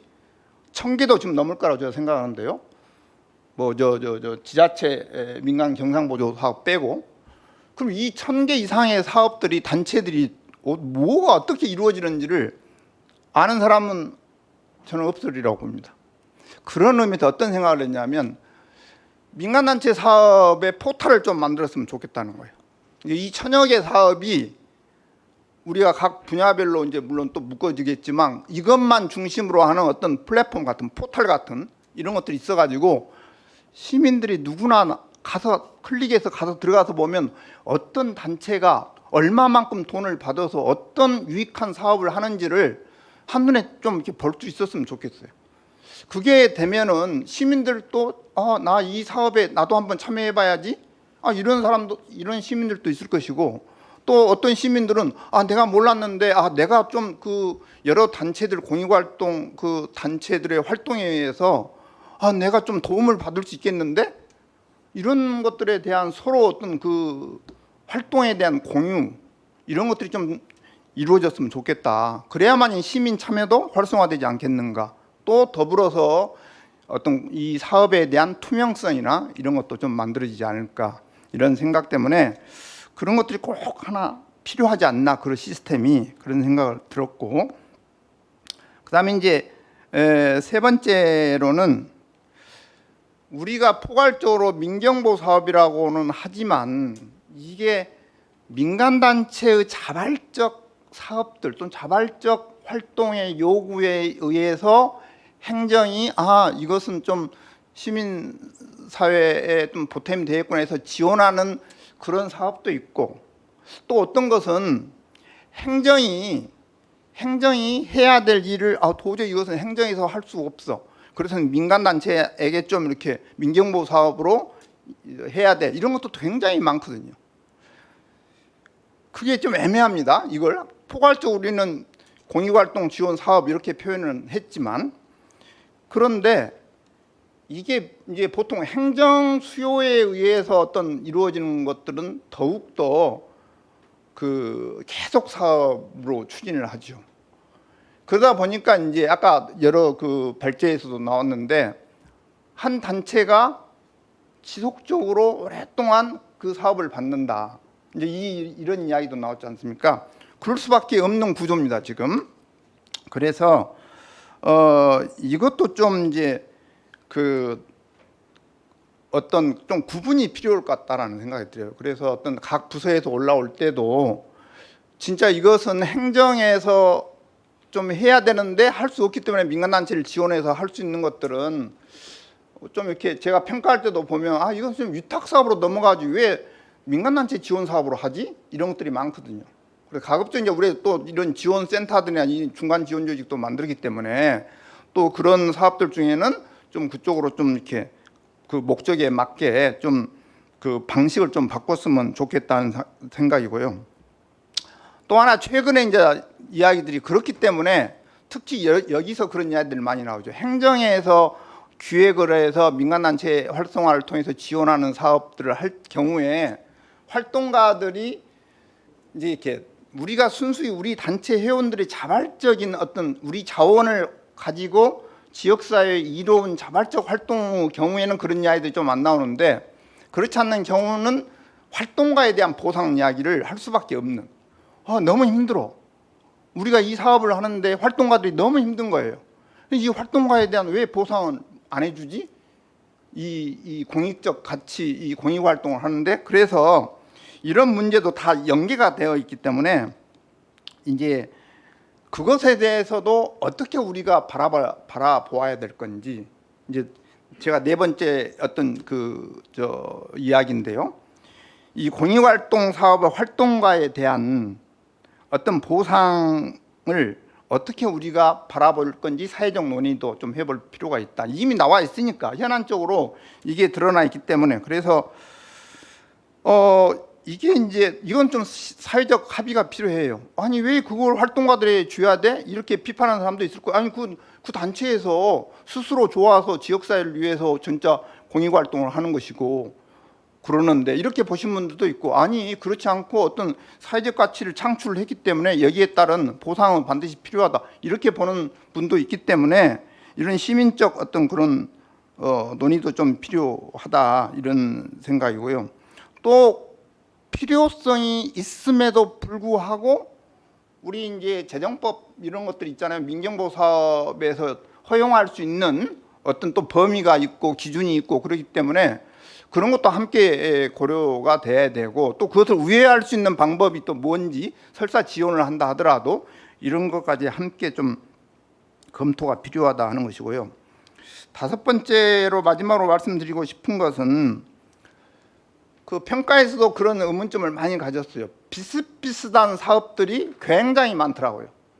비슷비슷한 사업들이 단체 그 수행하는 단체 그 지원받은 단체가 다를 뿐이지 이건 그냥 똑같은 사업인데 뭐 이런 것들이 많습니다. 그래서 비영리 민간단체들 간에 어떤 그 협력 사업이 필요할까? 아니 비슷한 사업들은 같은 단체들끼리 어떤 컨소시엄을 통해서나 또 어떤 협력이나 협업을 통해서 어떤 사업 과제를 제시를 하고 거기에 따른 어떤 지원을 받는다든가 이런 것들이 좀 강화돼야 될 것 같다. 그리고 지금은 우리 복잡한 이 사회가 많은 어떤 문제들이 있고 그 문제를 해결하기 위해서는 단순하지 않거든요. 다양한 그 이해관계가 복잡하고 또 그걸 해결하는 데 있어서도 굉장히 어떤 난해한 문제들이 많기 때문에 여러 민간 단체들이 어떤 협력하는 어떤 이런 것들은 굉장히 앞으로 우리가 장려해야 될 문제고 특히 지금 같은 어떤 요즘 플랫폼 사회다 뭐 디지털 사회다 이런 데에서는 더욱더 이 단체들 간의 협업이나 협력이 더 절실히 요구가 된다. 그래서 이 지원하는 경우에도 이런 협업이나 협력을 토대로 하는 이런 어떤 과제나 어떤 이런 지원 사업의 어떤 활성화가 필요하지 않을까. 특히 선정하는 과정에서도 어떤 이런 것들이 좀 고려가 돼서 더 많은 어떤 지원들이 이루어진다든가 이런 것들이 좀 우리가 더 좀 고민해볼 필요가 있지 않을까 이런 생각이고 더 많은 이야기는 다 우리 토론자나 발제하신 분들 내용에 다 들어있더라고요. 그래서 제가 뭐 굳이 더 말씀드릴 필요는 없을 것 같습니다. 이상입니다. 네, 김재철 전 광주전남연구원 수석연구원님께서 우리 개선 및 활성화 방안에 대해서 다양한 의견 주셨습니다. 뭐 예를 들어서 활동가에 대한 보상이라든지 단체들 간의 컨소시엄 같은 이렇게 다른 관점에서의 개선 방안들도 제안해 주셨는데요. 제안해 주신 내용들은 조금 더 검토를 해서 네, 저희가 반영할 수 있는 것들은 한번 적극적으로 반영하도록 하겠습니다. 네, 다음 토론자 발표 듣겠습니다. 시민생활환경회의의 그 최낙선 상임이사님의 지속가능한 공익활동 활성화를 위한 제안 듣도록 하겠습니다. 예, 반갑습니다. 제가 토론문은 그 내용은 우리가 좀 되돌아보자고 하는 의미로 제가 썼는데 그 이야기보다는 오늘 제가 그 단체 입장에서 좀 얘기를 해야 될 것 같아서 좀 생각이 들어서 우선 이제 저는 이제 한 30년 넘게 시민운동을 하면서 그동안 쭉 정부 정책이 어떻게 변하고 우리가 어떻게 참여를 했었고 어떻게 변화됐던 좀 과정들을 얘기를 좀 해주고 싶고 그 다음에 우리가 현재 지금 민간단체 좀 어떻게 좀 진행을 좀 해야 되겠다라고 하는 제 나름대로 얘기를 한번 드리고 싶습니다. 우선 우리 단체가 30년 전에 사단법인으로 이렇게 출발할 때에 그때 당시에 여러 사람들이 많이 얘기를 했거든요. 무슨 시민운동을 사단법인 해가지고 하냐. 그런데 30년이 지난 지금에 와서는 많은 단체들이 사단법인화가 돼 있거든요. 그 뭐냐면 위탁사업이나 여러 가지를 하기 위해서 그렇게 할 수밖에 없는 조건이 온 거죠. 근데 그 30년 과정 안에 아마 가장 뭐라 해야 될까 여러 가지 얘기가 있었던 게 민간단체 등록을 해야 된다라고 하는 과정을 한번 있었을 거예요. 그때 이제 등록을 하지 않으면 공모를 할 수 없는 조건으로 했기 때문에 많은 단체들이 그 조건에 맞춰서 이제 민간단체를 등록을 했었고 그 다음에 지금 저는 최근에 지금 와서 우리가 해결 시스템 관련해서 이제 버테미하고 아마 이제 아까 우리 그 주재환 대표님이 버테미 관련해서 여러 가지 어려운 점 얘기했는데 여기에 이제 뭐 중앙 정부가 하고 있는 지금 이 나라 도움까지 해버리면 머리 빠개져 볼 것 같아요. 근데 저는 개인적으로 어쨌든 간에 회계 시스템 관련해서 투명성을 확보하기 위해서 이렇게 가는 거에 대해서는 뭐 반대하지는 않아요. 그리고 저는 이제 두 가지에 대해서 2년 동안 쭉 해봤고 그걸 실무자들하고 같이 해봤기 때문에 아마 이제 적은 단체 같은 경우 상당히 어려운 점을 많이 가질 것 같다는 생각이 들어요. 그리고 이제 부기를 접해보지 않으면 상당히 이게 이해하기 어려울 수밖에 없는 조건이거든요. 저는 이제 이 조건에 맞춰 가지고 만약 회계 시스템이 간다고 하면 민간 단체가 현재 이제 현실적으로 어려운 점이 뭐냐면 현실하고 동떨어진 부분들이 있어요. 한 예로 얘기하자고 하면 우리가 계획서에 이제 식대를 8,000원 해왔는데 지금 현실적으로 식대 8,000원짜리 먹을 수 있는 상황이 되지 않거든요. 작년에 더 어려웠던 것 같은 경우 뭐 영상의료청 같은 경우는 식대를 7,000원으로 해놨어요. 그럼 7,000원짜리 밥을 어디 가서 먹냐고요. 그러면 거기 안에서 뭔가 알아서 해야 된다는 얘기거든요. 그래서 이제 여러 가지 뭐 방법을 부족한 것은 뭐 낸다든지 아니면 숫자를 더 늘린다든지 여기 자체에서부터 문제가 생기는 거죠. 이건 뭐냐면 실제로 현실화를 보고 해줘야 된다는 얘기죠. 현실화. 그다음에 아까 우리 김재철 박사님이 이제 그 활동가에 대한 어떤 수당 얘기를 하면서 최근에는 이제 우리 사업 안에 이제 그 사업을 진행하기 위해서 필요한 인력에 대해서 일정 정도 우리 광주시가 이제 허용해 줘 가지고 이제 채용을 몇 개월 해 가지고 그 사업을 진행하는 경우들이 있는데 저희들이 작년에 이제 그 시민 참여 수당 관련해 가지고 여러 가지 논의 끝에 해 왔었는데 그게 어쨌든 간에 진행이 안 되고 있는데 이것도 하나의 시민 참여 수당을 저는 한번 정도 해봤으면 하는 생각이 좀 들었었거든요 개인적으로. 이제 그걸 통해서 저는 기존에 어쨌든 큰 단체 중심의 어떤 민간 단체 활동이 돼 왔다고 하면 지금은 마을 안에 소규모 조그마한 단체들 중심으로가 훨씬 더 활발하게 많이 되거든요. 그러면 그분들한테 어떤 이 회계 시스템에 적용되고 민간 단체 등록증이 있냐 없냐 하면 이가 없거든요.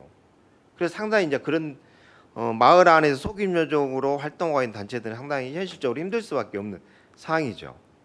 그래서 저는 이런 부분에 있어서는 좀 뭔가 개선이 좀 필요하지 않냐. 우리가 이런 시스템에 따라가더라도 거기에 맞춰가지고 뭔가 새롭게 만들어야 되지 않냐고 좀 생각이 들어서 올해 이제 저희들이 한번 해봤던 게 뭐냐면 네트워크 형태의 활동이에요. 그 네트워크 형태는 만약 그 네트워크에 같이 동의를 하고 있는 여러 소규모 단체들이 협업 사업이죠 쉽게 얘기해서. 그래서 좀 그 능력 있는 데서 어떤 회계에 대해서 맡고 그다음에 거기 안에서 교육 사업 아니면 모니터링 사업 역할을 분담해서 그래서 한 군데에서 모든 이 회계 시스템만 잘 해주면 나머지 소규모 조그마한 단체들은 활동이 훨씬 좀 편하거든요. 그리고 아까 얘기했던 그 이 조그마한 활동가들한테 어떤 그 보상도 쉽게 받을 수가 있거든요. 그래서 이런 네트워크 형태의 어떤 활동도 한번 고민해 볼 필요가 있다라고 좀 생각이 들거든요. 그다음에 좀 마지막에 좀 드리고 싶은 얘기는 이제 이게 그 정권에 따라서 여러 가지 이제 변화가 있고 우리가 과거에 이제 그런 경험도 심한 경험을 겪었던 게가 이제 이명박 정권 때 소고기 반대 단체 참여했던 단체들한테는 지원 사업 해주지 마라 그런 경우가 있어가지고 많은 단체가 이제 그래 돈 안 받고 할란다라고 해서 그때 한참 동안 어쨌든 간에 공모 사업 없이 활동한 경우도 있었어요. 그래서 최근에 이제 몇 년 사이에 이제 보조금 사업들이 많이 중단이 되고 교육 사업들이 축소되면서 단체들이 이제 활동이 위축된 것이 사실인 것 같아요. 근데 우리가 좀 되돌아봐야 될 부분은 보조금 사업에 우리가 그 동안에 많은 부분을 의지한 부분에 대해서 저는 좀 반성할 필요가 있거든요. 그건 뭐냐면 우리는 그동안 재정적으로 단체가 활동하는 데서 얼마나 좀 고민을 해왔냐 생각을 좀 되돌아볼 필요가 있다고 봐요. 저는 30년 동안 우리 단체가 뭔가 단체가 재정적으로 자립을 하면서 공익 활동을 해보려고 노력을 해봤지만은 지금도 현실적으로 힘든 건 사실이에요. 어렵거든요. 이게 단체가 뭔가 수익을 내 가지고 그 수익금을 가지고 활동한다는 것은 정말 어려운 일이에요. 쉽지 않아요. 그래서 지금 뭐 에너지 관련된 쪽에서 에너지 협동조합을 중심으로 해서 뭔가 전기 생산을 통해서 뭔가를 해보려고 했는데도 불구하고 국가 정책이 또 뭔가 가로막아 보니까 힘들어지고 있는데 단체가 재정적으로 자립할 수 있다라고 하는 게 그게 뭐가 있겠습니까? 후원회밖에 없고 아니면 우리 엊그저께 시민단체 했지만은 그 주막이나 할 수밖에 없는 상황이 참 안타까운데 그래서 저는 우리가 재정적으로 자립할 수 있다라고 하는 부분에 있어서는 이제 뭐 시민들이 회원으로 가입뿐만 아니라 어떤 이 기부 문화도 활성화하는 부분도 상당히 중요한데 기부 문화라고 하는 것은 또 그러게 넉넉지 않은 상황에서 쉽지 않고 또 기업의 후원금 같은 경우 받는 경우도 기업 같은 경우 경제적으로 어려워버리면 바로 끊어버리는 게 기부금 후원금을 딱 끊어버리니까 아마 광주에서 그 금호그룹이 힘들어가지고 후원금이 끊긴 데가 상당히 많을 겁니다. 실제로 그럴 수밖에 없는 상황이고요. 그래서 저는 두 분 발제 내용 중에 여러 가지 지적된 부분에 대해서 우리가 동의하는 부분은 상당히 많이 있어요. 동의를 할 필요가 있고 그다음에 자부담 부분에 있어서는 좀 저는 좀 논의가 필요하다고 봐요. 일정 자부담은 필요한데 그 자부담을 늘리고 줄이는 부분에 있어서는 같이 좀 논의가 좀 있어야 될 부분이 좀 있고 최근에 이제 버테미 시스템 관련해서 보니까는 그 사업자 등록증이 가 관련해서 좀 착오가 있는 경우가 있더라고요. 카드를 사용했는데 이게 카드를 통해서 자부담을 넣어야 되는 경우가 있더만요. 그래서 이제 부가세 환급 부분이 있어가지고 그래서 이제 교육하는 과정 중에 단체가 가지고 있는 사업자 등록증이 어떤 거에 따라서 이 시스템 관련해서 교육이 좀 많이 필요할 거라고 생각을 하고 그래서 저는 우리 NGO 지원센터에서 이 회계 프로그램 관련해 가지고는 저는 수시로 상담할 수 있는 창구가 좀 필요할 것 같다는 생각이 들어요. 왜냐하면 단체에서는 그 실무자가 수시로 바뀌는 경우가 많거든요. 바뀌게 되면 이걸 인수인계 하더라도 그 내용을 제대로 습득을 못하면 그 다음에 정산하는 사람이 1년치 사업을 딱 한꺼번에 하면 괜찮은데 중간에 돌아버리면 그 전에 했던 사람의 내용을 잘 모르는 경우가 많거든요. 그래서 저는 뭔가 이 회계 시스템 관련해 가지고는 어떤 중간 조직에서 좀 상담도 해주고 해줄 필요가 있다라고 보거든요. 그래서 오늘 저는 그 민간단체 지원 그 활성화 위해서 재정 자립이 상당히 중요한데 두 분 발제 내용 중에 이제 그걸 보면서 그런 생각이 많이 들었어요. 30년 동안도 해결이 못 됐는데 앞으로 이 단체들의 재정 자립이 해결될 수 있을까? 그건 시민 참여로서밖에 가능하지 않는데 시민 참여를 우리가 어떻게 이끌어낼 것이냐. 그래서 시민들의 후원금과 기부 문화, 회원 회비가 확대되지 않으면 단체들의 자립은 상당히 힘들 건데 그래서 공익 활동은 앞으로 더 활성화돼야 되겠지만은 시민 참여도 상당히 저는 중요하다라고 생각이 듭니다. 이상입니다. 네, 감사합니다. 최낙선 시민생활환경회의 상임이사님께서 정말 단체의 입장에서 진솔하게 말씀해 주셨습니다. 딱 두 가지로 요약할 수 있을 것 같아요. 먼저 시민 참여가 더 강화돼야 한다. 이 부분들에 대해서 말씀을 해주셨고요.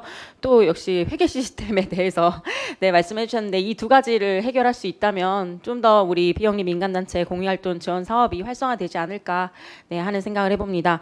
내빈 소개 한 분 더 드릴게요. 김정원 전 광주광역시 시민참여예산위원회 위원장님께서도 참석하셨습니다. 네. 감사합니다. 네, 마지막 토론자 발표 듣겠습니다. 네, 지금 우리 직접적으로 이 제도를 끌고 나가시는 우리 집행부의 우리 광주광역시 시민소통 과장님이신데요. 올해 이제 비영리 민간단체 공익활동 지원 사업이 컨설팅도 시작을 했고요. 또 아까 또 설명을 들어보니 보태미 시스템 같은 경우에도 우리 관련 과에서 직접 도움도 주시고 하면서 애로사항이 굉장히 많으셨을 것 같습니다. 우리 손명희 광주광역시 시민소통 과장님께서 비영리 민간단체 공익활동 지원 사업의 한계와 행정의 역할에 대해서 말씀해 주시겠습니다. 안녕하십니까. 시민소통과장 손명입니다. 저는 이제 그동안 단체나 전문가 입장에서 이제 이야기를 들었고요. 저는 행정의 입장에서 한번 이야기를 해보도록 하겠습니다. 올해 저희가 10억 정도를 민간 단체에 지원을 했고요. 150개 단체에 지원했습니다. 작년 같은 경우 180개 단체에 지원을 했는데 한 30개 단체가 좀 줄었습니다. 근데 이제 신청은 지금 저희가 아까 말씀 여러 차례 나왔었는데 저희 광주시가 단체들이 한 700여 개 단체라고 이야기를 했지 않습니까? 근데 실제로 이 민간단체 공모사업에 신청한 단체는 한 200여 단체 정도 됩니다. 그러니까 한 3분의 1 정도가 이 공모사업을 신청을 하고 있는데요. 지금 저희가 분석을 해보면 신청한 단체들만 신청을 합니다. 신청하지 않는 단체는 신청을 하지 않고 계속 신청을 하고요. 올해 같은 경우 저희가 신규 단체로 한 15개 단체 정도를 지원을 했거든요. 그러면 나머지는 기존 단체에 저희가 지원을 했다고 보시면 될 것 같습니다. 저희가 이제 올해 비영리 민간단체 사업 내용이나 지금 어떻게 진행이 되고 있는지 좀 그것들을 저희가 좀 분석도 해보고 기존에 이제 저희가 계속 좀 비영리 민간단체 사업에 대한 문제점들 이런 것들을 좀 보면은 사실 굉장히 열심히 잘해 주시는 단체들도 많아요. 굉장히 우수한 단체들도 많은데 또 사업 내용들을 올해 제가 사업 내용을 200개의 단체들이 들어온 거를 다 한번 봐봤거든요. 다 봐봤는데 매년 똑같은 사업을 신청을 합니다. 그러니까 작년에 신청했던 사업을 그러니까 한 10년 정도 계속 똑같은 사업을 신청한 단체들은 똑같은 사업을 신청을 하고 있고요. 또 공익활동이라고 하는 거는 시민을 대상으로 시민이 참여하는 사업들이야 되잖아요. 근데 단체 중심, 회원 중심 사업들이 또 굉장히 많습니다. 거의 절반 정도는 또 회원 중심 사업이라고도 보시면 될 것 같아요. 그리고 또 단체 홍보나 아니면 또 기념행사, 일회성 행사가 또 굉장히 많습니다. 그래서 올해 정말 좋은 사업들을 많이 선정을 하고 싶었는데 실제로 정말 손에 가는 사업들이 정말 손에 꼽을 정도라고 저는 생각을 했거든요. 그래서 굉장히 좀 안타깝기도 했고 이 비영리 민간단체 사업을 어떻게 개선을 해야 되는가 저도 좀 많은 고민을 했습니다. 근데 또 단체 입장에서 보면 이게 사업비만 저희가 지원을 하고 운영비라든가 인건비를 지원하지 않기 때문에 단체들이 되게 소규모 단체들이거든요. 그러다 보니까 이것들을 운영할 수 있는 인력이 없습니다. 그러다 보니까 단체에서는 실질적으로 이제 사업비가 이렇게 400만 원에서 한 3천만 원 정도 지원을 하는데 이 정도도 지금 단체에서는 그렇게 실질적으로 운영비나 활동비가 없기 때문에 하는데 굉장히 벅차하는 경우가 많습니다. 그래서 이런 좀 문제점들이 있고요. 올해에는 이제 우리 최은지 의원님께서 이 사업에 대해서 굉장히 관심을 가지고 저희한테 비영리 민간 단체 사업에 대한 여러 가지 좀 지적을 해주셨어요. 그래서 저희들도 문제 의식을 느끼고 있었고 그래서 좀 올해 저희가 좀 좀 개선을 했습니다. 그래서 먼저 좀 사업을 할 때 선정을 좀 강화를 했어요. 근데 이게 의미가 없었어요. 사업 내용들이 그렇게 탁월하거나 이렇게 정말 혁신적이거나 정말 아까 우리 윤희철 발제자께서 말씀하셨던 것처럼 뭐 이렇게 사회적 요구나 네트워킹이나 이렇게 다문화라든가 정말 우리 사회에 지역 문제를 해결할 수 있는 이런 것들, 이런 사업들이었으면 정말 좋았을 텐데 그런 사업들에 그렇게 눈에 띄는 사업들은 사실 좀 없었습니다. 하지만 이제 저희가 올해는 이제 행안부에서는 저희가 그 단체가 5년 정도를 지원받으면 이거를 일몰로 해가지고 지원을 못하게 하고 있어요. 근데 그렇게 된다면 우리 시 같은 경우는요. 지금 200개 단체에서 저희가 15개 단체만 신규 단체라고 했죠. 그러면 사실 비영리 민간단체에 지원할 단체가 거의 없습니다. 그러다 보니까 저희는 사업 내용을 5년 일몰로 정해가지고 올해는 좀 그렇게 좀 지원을 했습니다. 그리고 또 하나는 이렇게 선심성이거나 회원 중심이거나 이렇게 단체 홍보거나 이런 것들은 될 수 있으면 좀 배제하려고 노력을 했어요. 그래서 전년도에 어떤 사업을 했는지 그거를 저희가 다 평가를 했어요. 그러면 그런 사업들은 거의 70점 이하, 75점 이하는 아마 그런 사업들이었을 겁니다. 그래서 그런 사업들은 그 전년도 사업 평가를 해서 점수를 굉장히 좀 낮게 줬습니다. 그래가지고 올해는 어떻게 했냐면은 그 전년도 성과하고 연동을 해가지고 좀 우수 단체 지원을 확대하려고 노력을 했어요. 그래가지고 전년도 평가가 우수하고 사업 내용이 충실하면 증액을 시켜줬어요. 그리고 전년도 평가는 낮지만 올해 사업 평가 사업을 좀 내용을 충실하게 했거나 좀 많은 고민들을 했다라고 했으면 그거를 그 사업 올해 좀 저희가 2억 정도가 감액이 됐었거든요. 그래서 저희 집행부 입장에서는 2억만큼 감액된 만큼을 단체에 지원을 못하기 때문에 좀 고민이 많았습니다. 그래서 그런 데는 동결을 시켰어요. 그런데 이제 작년에 평가도 낮고 올해도 좀 부실하다 그러면 저희가 감액을 했습니다. 그리고 또 하나는 신규 단체를 좀 적극적으로 참여할 수 있도록 신규 단체 같은 경우는 저희가 다 현장에 가봤습니다. 왜냐하면 신규 단체는 저희가 아직 그 이렇게 검증이 안 됐잖아요. 그래서 현장에 가봐가지고 사무실이 있는지 아니면 단체가 정말로 이렇게 공익 사업을 할 수 있는 역량이 있는지를 평가를 했습니다. 대신에 신규 단체는 딱 최저만 저희가 일단은 400만 원만 지원했습니다. 그래서 올해 400만 원을 한번 해보고 또 그 평가를 해서 계속 정말 의지가 있거나 잘하면 계속 증액해 주는 방식으로 가는 게 좋겠다라고 저희는 생각했습니다. 그리고 올해는 또 저희가 이제 뭘 했냐면 그 지원 배제 대상, 그러니까 작년에 성과가 너무 낮았거나 아니면 그 비영리 민간단체 등록 요건이 안 됐거나 이런 경우는 작년에는 서류 심사로 다 배제를 시켰거든요. 근데 올해는 저희가 다 현장에 나가봤습니다. 그래서 현장에 나가서 그분들하고 만나가지고 왜 배제 대상인지 아니면 어떻게 해야지 비영리 민간단체 그 사업을 할 수 있는지 이거를 저희 담당자가 현장에 다 나가가지고 컨설팅 해주고 그 설명을 다 해드렸습니다. 그래서 올해는 사실은 저희가 좀 예산이 한 2억 정도 줄긴 했지만 그 민원은 거의 없었습니다. 그리고 또 이제 올해는 컨설팅 제도를 도입했습니다. 아까 그 우리 주재환 대표님께서 말씀하셨는데 그 이제 150개 단체를 다 컨설팅하기는 좀 사실 버거웠고요. 그리고 또 우수 단체를 컨설팅할 필요는 없었고요. 그래서 저희가 좀 이렇게 전년도 평가가 낮거나 아니면 희망 단체를 신청을 했더니 66개 단체가 나왔습니다. 그래서 11명을 저희가 컨설턴트를 모집을 했는데 이제 어떤 분들로 저희가 구성을 했냐면 실제로 비영리 민간단체 사업을 하고 있는 우수 단체 그 대표나 사무국장 실제로 해 보신 분들이 가서 다른 단체를 이렇게 컨설팅 해주는 방식으로 저희가 좀 해봤습니다. 올해 이제 처음이었기 때문에 아마 이 컨설팅도 좀 분석을 해가지고 내년도에는 어떻게 할 것인지 저희가 좀 한 번 더 고민을 해봐야 될 것 같습니다. 그리고 그 보태미 이야기를 이제 계속 하고 있는데요. 저희한테 그 들어온 민원들 중에도 가장 많은 민원이 보태미 시스템에 관한 것입니다. 아까 말씀드렸던 것처럼 단체들이 굉장히 그 소규모고 이렇게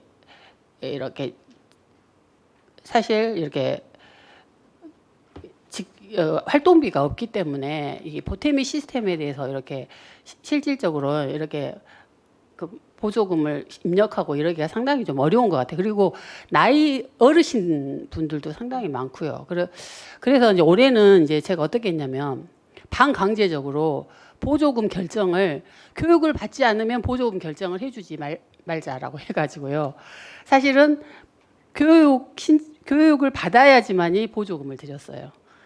왜냐하면 결정이 되면 이분들이 절대 교육을 안 받거든요. 그래서 올해는 교육을 받지 않으면 보조금이 나가지 않는다라고 했더니 강제로 다 오셔가지고 그 교육을 받으셨어요. 근데 이게 사실 교육을 받더라도 이게 좀 사실은 좀 어려운 부분들이 있어요. 그래서 앞으로 이제 그 보탬이 부분은 아까 그 여러 가지 이제 제안들도 해주셨는데 저희들도 사실 좀 고민이 많습니다. 사실 이제 그 보조금이라는 것들은 투명하게 집행이 돼야 되기 때문에 저희는 그리고 이제 이거는 법에 의해서 보탬이 시스템에 의해서 보조금은 집행이 돼야 되기 때문에 이제 그 단체에서는 이제 여러 가지 이제 요구 사항들도 있지만 이거를 저희는 또 포기할 수는 없거든요. 그래서 이 그 단체에서 그 활동들도 잘하면서 이 보탬이 시스템도 좀 잘 운영할 수 있게끔 하는 방안이 무엇인가 이제 저희들도 한번 계속 고민을 해보도록 하겠습니다. 감사합니다. 네, 광주광역시 시민소통 과장님이신 손명희 과장님께서 이 행정의 역할에 대해서 좀 말씀을 해주셨습니다. 행정에서 올해 2024년 지원사업 개선 사항으로 해서 굉장히 여러 가지 시도를 하셨던 것 같아요. 그래서 사업 내용기 중 5년 일무제를 도입을 하시기도 하고 또 우수단체 사업 지원 확대 같은 경우에는 계속 제가 또 제안을 드렸었습니다. 저희 원래 비영리 민간단체 공익활동 지원 사업에 선정되는 비율이 그 공모 비율 대비 한 90% 이상이었어요. 그래서 대부분이 공모를 하면은 선정이 되는 그런 절차를 거쳤었는데 우리 행정의 집행부에 그때 요구를 했던 것이 조금 이 선정 비율을 낮추더라도 좀 우수한 단체를 선정을 해서 조금 더 이 보조금을 확대하는 것이 훨씬 이 역량 강화에 도움이 되지 않겠느냐 이런 또 질의도 하고 있었는데요. 우수단체 사업 지원을 계속 확대해 나가겠다는 거는 저는 좋은 방향이라고 그렇게 생각이 됩니다. 또 컨설팅도 도입을 하셔서 이 컨설팅에 대해서 효과를 보고 계신다고 하니 참으로 다행입니다.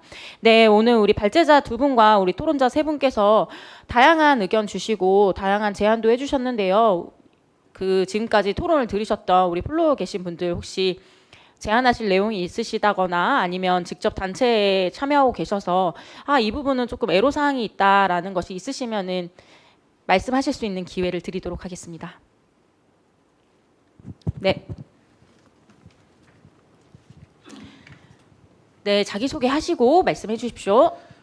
네, 반갑습니다. 저는 광주에서 청년 비영리 단체를 청년박스라는 단체를 운영하고 있는 김민국입니다. 내년에 비영리 민간단체에 등록을 준비하고 있어서 관심이 있어서 오게 되었고요.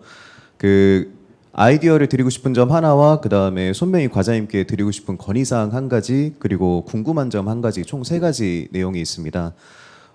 이제 아이디어는 단체 사업에 대한 평가가 이제 회계 절차에 따른 평가 위주로만 되어서 굉장히 아쉽다는 이야기가 많이 나왔는데요.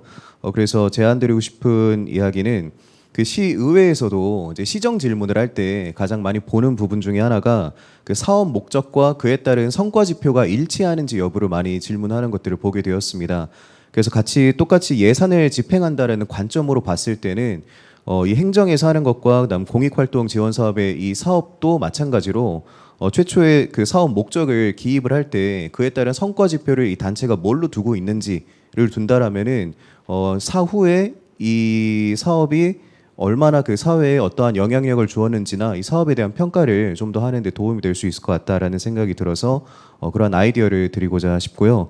그리고 손명희 과장님께 건의사항을 드리고 싶은 점은 이제 신규로 등록을 하게 됐을 때는 400만 원으로 일괄한다라고 말씀을 하셨는데 저희 같은 경우에 비영리 단체로서 이제 작년에 800만 원의 사업을 수행했던 적이 있는데 그냥 신규 단체이기 때문에 400으로 일괄 시작한다라는 점은 다시 한번 재고를 해주시면 어떨까라는 생각이 들고요.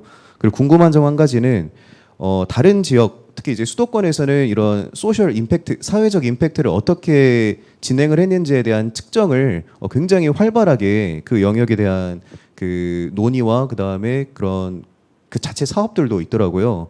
그래서 혹시 또 다른 지역에서는 이런 이 비영리 민간 단체가 사업을 추진하고 나서의 그 사회에 어떠한 영향력을 주었는지에 대한 그런 평가들을 어떻게 하고 있는지에 대한 그런 예시가 있는지도 궁금하고 또 이 자리에 계신 광주 소재의 또 비영리 민간단체의 다른 단체에서도 혹시 단체만의 그런 평가하는 그런 그 기준이 있는지 그런 부분이 궁금해서 마이크 잡게 되었습니다. 감사합니다. 네, 청년박스 김민국 대표님, 네, 질의 감사합니다. 평가 시스템에 대한 아이디어 일단 주셨습니다. 그래서 사업 목적을 설정할 당시에 이 평가 지표까지 조금 고민을 했으면 좋겠다 이런 좋은 아이디어 주셨고요. 또 건의사항 건의사항 말씀해 주셨는데 과장님 고려해 주실 수 있으신가요? 검토하실 건가요? 네. 그 부분은 이제 저희 실무진하고 한번 이야기를 한번 해봐야 될 것 같고요. 저희도 사실 평가를 뭐 이렇게 정산이나 이런 걸로 평가를 하지 않습니다. 사업 목표나 실질적으로 성과나 이런 것들을 다 객관적인 그 평가 가이드라인이 있습니다. 그래서 그 평가 가이드라인에서 평가를 하고 있고요. 아마 이제 저희처럼 그 비영리 민간단체 사업이 아마 그 예산이나 이런 것들을 봤을 때 저희 광주시가 아마 이게 타 지자체에 비해서는 상당히 좀 선진적이라고 보시면 될 것 같습니다. 예산액도 사실 많고요. 그다음에 그 운영 체계도 훨씬 더 체계적으로 이루어지고 있는 걸로 알고 있습니다. 네, 과장님, 그 신규 사업 40만 원 일괄 지급건에 대해서는 검토를 하실 예정이신 거죠?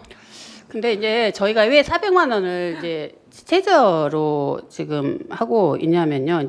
이제 신규 같은 경우는 이제 진입을 한 거잖아요. 비영리 민간단체 사업을 진입을 해가지고 이제 처음 시작하는 단계잖아요. 그래서 제가 이게 마을 공동체 사업도 한 5년 정도 한번 해본 적이 있거든요. 경험이 있거든요. 그런데 처음에 예산을 굉장히 이렇게 많이 가지고 했을 때요. 굉장히 많은 시행착오가 있더라고요. 그래서 적은 예산으로 처음에는 좀 이렇게 내실을 다져 나가는 것도 좋겠다라고 제가 생각을 했어요. 그래서 먼저 이렇게 적은 예산으로 이렇게 사업들을 해보면서 경험을 쌓아가면서 이런 것들이 좀 되어야지만이 그 어떤 그 사업에 있어서 그 효과나 아니면 이렇게 어렵지 않게 할 수 있지 않을까라는 생각을 했어요. 그러니까 그 아까도 계속 말씀드렸던 것처럼 이렇게 활동비가 없지 않습니까? 그렇기 때문에 이렇게 자기의 어떤 재능 기부나 자원봉사로 이렇게 사실 공익 활동을 하는 경우가 많기 때문에 처음에는 좀 가벼운 스텝부터 시작하는 게 좋지 않을까라는 게 일단은 저의 좀 생각입니다. 네, 과장님, 그런데 저도 이제 듣다 보니 질의가 생겨가지고요. 그럼 만약에 이 처음 신규 단체인데도 불구하고 굉장히 아이디어가 공익활동에 대한 아이디어가 뛰어났어요. 그런데도 400만 원이 일괄 지급되는 겁니까? 그러면 이제 예산에 따라서 이 아이디어를 실행하기 어려울 수 있는 것이 너무 자명하잖아요. 예외 사항이 없나요? 아니 올해는 그런 가이드라인을 가지고 했다는 것이고요. 이제 내년에는 한번 이제 네, 제가 따로 또 네. 전달 받고 말씀드리도록 하겠습니다. 좀 충분한 답변이 되셨을까요, 대표님? 네, 알겠습니다. 네.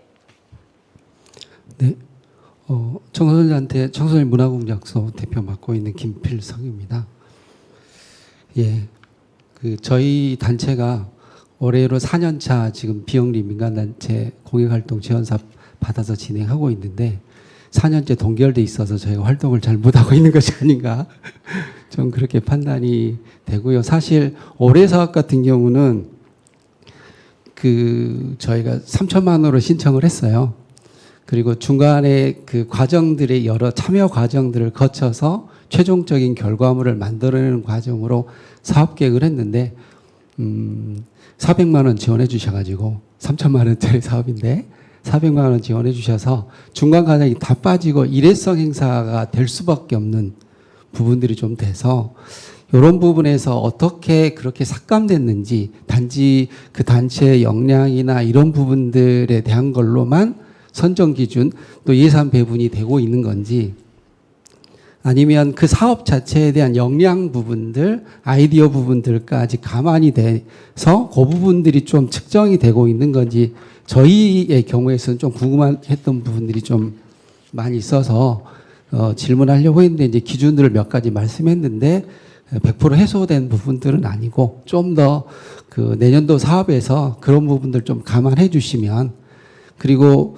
교육이나 참여에 대한 부분에 있어서 우리 과장님 말씀하신 것처럼 그런 부분이 좀 필요하다고 생각은 해요. 왜냐하면 처음 참여하는 단체들, 저도 저희 단체가 또 마을교육 공동체 사업들도 진행을 하고 있는데 청소년 단체다 보니까 새내기 학교, 마을학교, 온마을학교를 해서 그 예산 지원 등급들이 좀 다르거든요. 이게 참여에 있어서 얼마나 많이 참여했는지, 새내기 단체 같은 경우는 1년 차, 그리고 이제 3년 차까지는 이제 마을학교 지원, 혹은 이제 3년 이상이 되면 온마을학교 신청, 이렇게 할 수 있는 자격 요건들이 생기는데, 비영리 민간단체 부분들도 그런 부분들은 좀 그 적용하시는 것들이 나쁘지 않다고 생각을 합니다.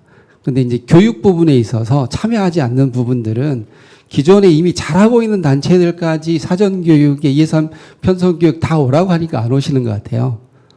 기존에 잘하고 있는 단체는 굳이 교육 참여가 아니라 신규 단체들 위주의, 그래서 선정하기 전에 미리 교육해서 교육에 참여하지 않는 단체들은 선정해서 좀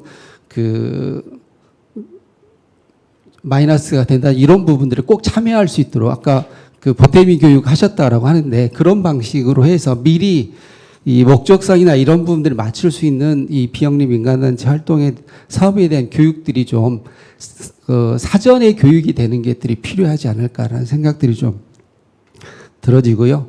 아니나 다를까 보태미 얘기할 수밖에 없습니다. 안 나왔던 얘기인데요. 지금 저희도 작년부터 보태미를 하고 있는데 이중 작업이에요. 왜냐하면 보탬이 입력하고요, 문서 작업 똑같이 또 그대로 또 해야 돼요. 보탬이 들어가기 전에는 문서 작업만 해서 정산 처리했거든요. 근데 지금은 보탬이 입력 다 하고 또 서류 작업도 고스란히 다 해야 돼요. 이중 작업을 하고 있는 거예요. 입력하는 것도 머리 아프고 복잡한데 서류 작업을 또 똑같이 예년처럼 똑같이 하고 있는 거. 그러면 왜 보탬이를 하고 있는지 이해가 안, 투명성이라고 말씀하면 그건 인정을 하겠는데, 작업상에 있어서 이미 입력했는데 이걸 다시 문서 작업으로 요구하시는 것은 좀 이중적인 그 각 단체들에게 짐을 더 짊어주는 부분들이어서 차라리 보탬이 안에 충분하게 그 증빙 자료들 입력하게 돼 있잖아요. 그걸 다 입력할 수 있도록 그렇게 해서 진행하면 굳이 이중 작업을 저희 단체들이 안 해도 되지 않을까라고 하는 부분들 하나고요. 또 하나는 너무 복잡해요.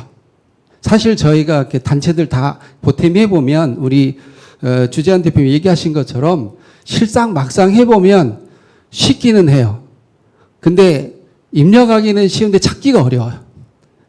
항목 하나하나가 너무 터져 있어서 이걸 좀 간소화해서 주로 사용하는 부분들은 입력해야 되는 부분 좀 모아가지고 교육하고, 그렇게 필요 없는 것들은 좀 예의로 빼놓는다, 이렇게 해서 그 사용자들이 좀 더 간소하게 사용할 수 있도록 좀 보탬이 시스템들을 좀 조정을 해주시면 훨씬 더 어르신들도 사실 입력하는 것보다 찾는 게 더 힘들어서 되게 어렵다고 말씀하시는 거거든요.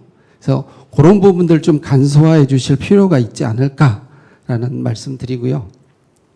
제가 들으면서 써놓은 것들이 좀 있어서 말이 좀 길어지는데, 네, 하나만 더 말씀드리면, 아까 우리 김재철 연구원님 말씀하신, 박사님 말씀하신 것처럼 저희도 좀 자랑하고 싶어요. 저희 활동했던 부분들. 근데 요걸 어디 할 데가 없잖아요. 그래서 이런 성과 공유했던 성과에 대한 공유를 할 수 있는 플랫폼들을 좀 만들어 주시면, 뭐 오프라인으로 해도 좋고, 아니면 온라인으로 해서 저희가 입력해서 자료 사인이라고 이렇게 올릴 수 있는 플랫폼을 좀 만들어 주시면 저희가 했던 부분들에 대해서 홍보할 수도 있고, 또 그게 또 시에서는 그것 자체가 또 이 비영리 민간단체 공익활동 지원사업에 대한 홍보 자료가 되지 않을까, 그런 생각들이 들어집니다. 첨언하자면 이 비영리 민간단체 예산 지원이 해야 되냐 말아야 되냐 시민 자체적으로 해야 되냐 이런 얘기 있는데 그런 얘기 나오려면 비영리 띄어야 됩니다. 저희는 비영리 단체잖아요. 영리를 목적으로 하는 단체가 아니기 때문에 수익 구조가 나올 수가 없어요. 그러면 지원해 주는 게 당연한 거죠. 영리를 목적으로 해서 거기서 뭔가 수익을 가지고 단체를 운영하라 그러면 그렇게 되면 뭐 초기에 어려울 때 지원해 주고 그게 성장해서 수익 구조가 완전히 확정이 될 때 지원 안 해도 되는데 저희는 비영리여서 수익 구조를 갖출 수 있는 단체가 아니잖아요. 그러면 당연히 지원하는 것이 맞다라고 하는 게 제 개인적인 생각입니다. 네, 여기까지 말씀드리겠습니다. 감사합니다. 네, 감사합니다. 김필성 대표님, 그 단체 이름 한 번만 다시 말씀해 주시겠어요? 청소년 문화공작소. 네, 청소년 문화공작소 왜 계속 동결인지 우리 과장님께서 별도로 네 한번 평가 네 설명해 확인을 주시고요. 해보겠습니다. 네, 확인해서 설명해 주시고요. 그 뭐 보태미 시스템 같은 경우에는 지금 우리 광주가 이 시스템을 뭔가 개선하거나 할 수는 없죠. 직접. 네, 이거는 네, 국가에서 네. 개발한 그러니까요. 시스템이기 때문에 예. 안타깝습니다. 네, 저희 그래도 좀 정부에 우리 중앙 부처에 좀 얘기를 하면 좋을 것 같아요. 네. 사실 이 이야기가요 계속 지금 몇 년째 나오고 있긴 하거든요. 똑같은 이야기가. 그런데 이게 개선이 안 되더라고요. 뭔가 이유가 있어서 그런지 뭐 저도 잘 모르겠습니다. 네, 중앙 부처에 좀 지속적으로 얘기가 나오고 있다고 하니까요. 또 이제 그런 이 상황이 되시면은 또 말씀해 주십시오. 네, 그리고 성과 공유 플랫폼 관련해서 계속 제안 주고 계신데요. 검토해 볼 만한 내용인 것 같습니다. 우리 비영리 민간 단체에서 공유 활동 지원 사업을 얼마나 잘하고 계신지 좀 우리 시민분들이 알 수 있는 그런 뭐 온라인으로라든지 오프라인으로라든지 그런 좀 그런 나눔의 장이 있으면 좋을 것 같아요. 그래서 그런 부분에 대해서도 집행부와 제가 좀 긴밀하게 한번 논의해 보도록 그렇게 하겠습니다. 네, 또 질문 사항 있으실까요? 네. 발제자 토론자분들의 의견을 많이 들었습니다. 제가 제 경험을 한 가지 말씀드리면 그 안에 여러 가지가 함의되어 있겠다 싶어서 한 말씀 드리려합니다. 10여 년 전에 제가 마을 공동체 포럼이라는 사업을 한번 해봤어요. 근데 사업하기 위해서는 우선 발기인들을 이렇게 모집해야 되잖아요. 제가 어떤 아이디어를 가지고 이걸 해야 되겠다 했을 때 사람을 모았어요. 그리고 열심히 머리 써서 사업 계획서 써서 내서 됐잖아요. 근데 이제 사업을 하다 보니까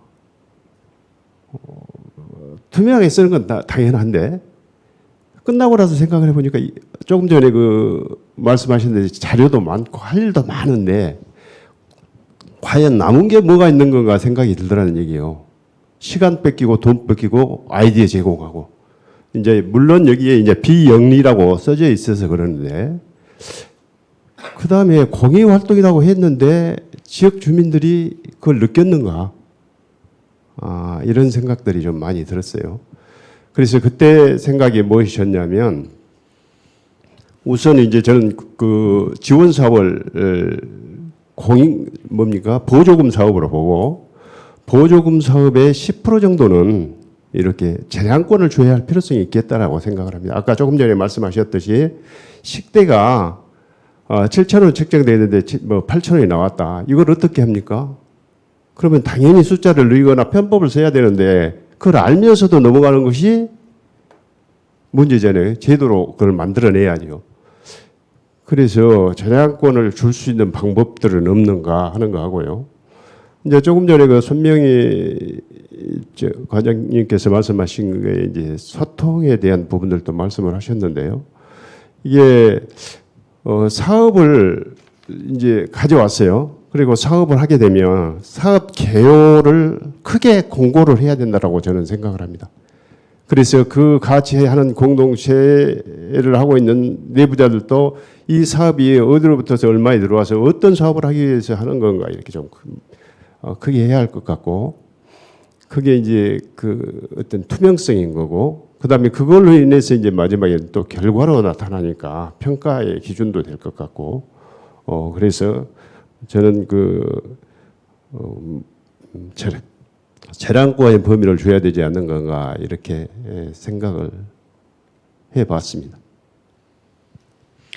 네, 감사합니다. 김정은 위원장님께서 그 예산의 재량권을 좀 줄 수 있는지 문의 주셨고요.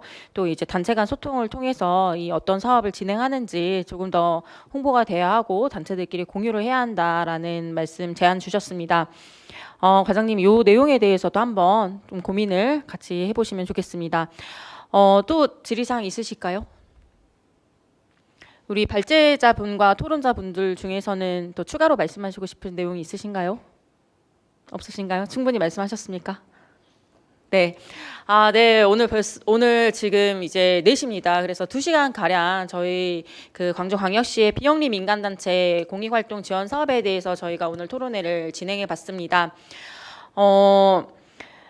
비영리 민간단체가 공익활동을 하시는 것에 대해서 우리 시민분들이 잘 모르실 거다 이렇게 생각하는데요. 저는 어떤 단체가 이 사업을 진행하는지 잘은 모르셔도 우리 시민분들에게 당연히 우리 시민사회에서 이런 활동을 하시는 것들이 다 체득이 되고 있고 전부 다 경험을 하시고 계실 거라고 생각합니다. 다만 우리가 너무 당연하게 받아들이는 사업들이어서 어떤 단체가 이 사업을 진행하는지 확실히 알고 있지 못하는 부분이 더 클 것 같아요. 그래서 오늘 토론회에서 나온 내용들 중에서 이 성과 공유를 좀 더 하고 싶다.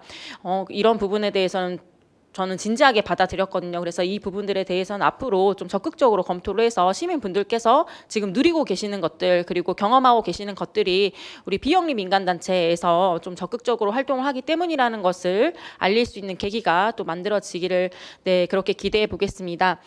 오늘 다양한 의견들 나왔고 2024년에 개선된 내용들에 대해서도 논의를 해봤습니다. 네, 2025년도 비영리 민간단체 공익활동 지원 사업은 조금 더 나아가는 방향으로 좀 발전이 됐으면 하는 바람이 있습니다. 네, 오늘 토론회에 참석해 주셔서 진심으로 감사드립니다. 감사합니다.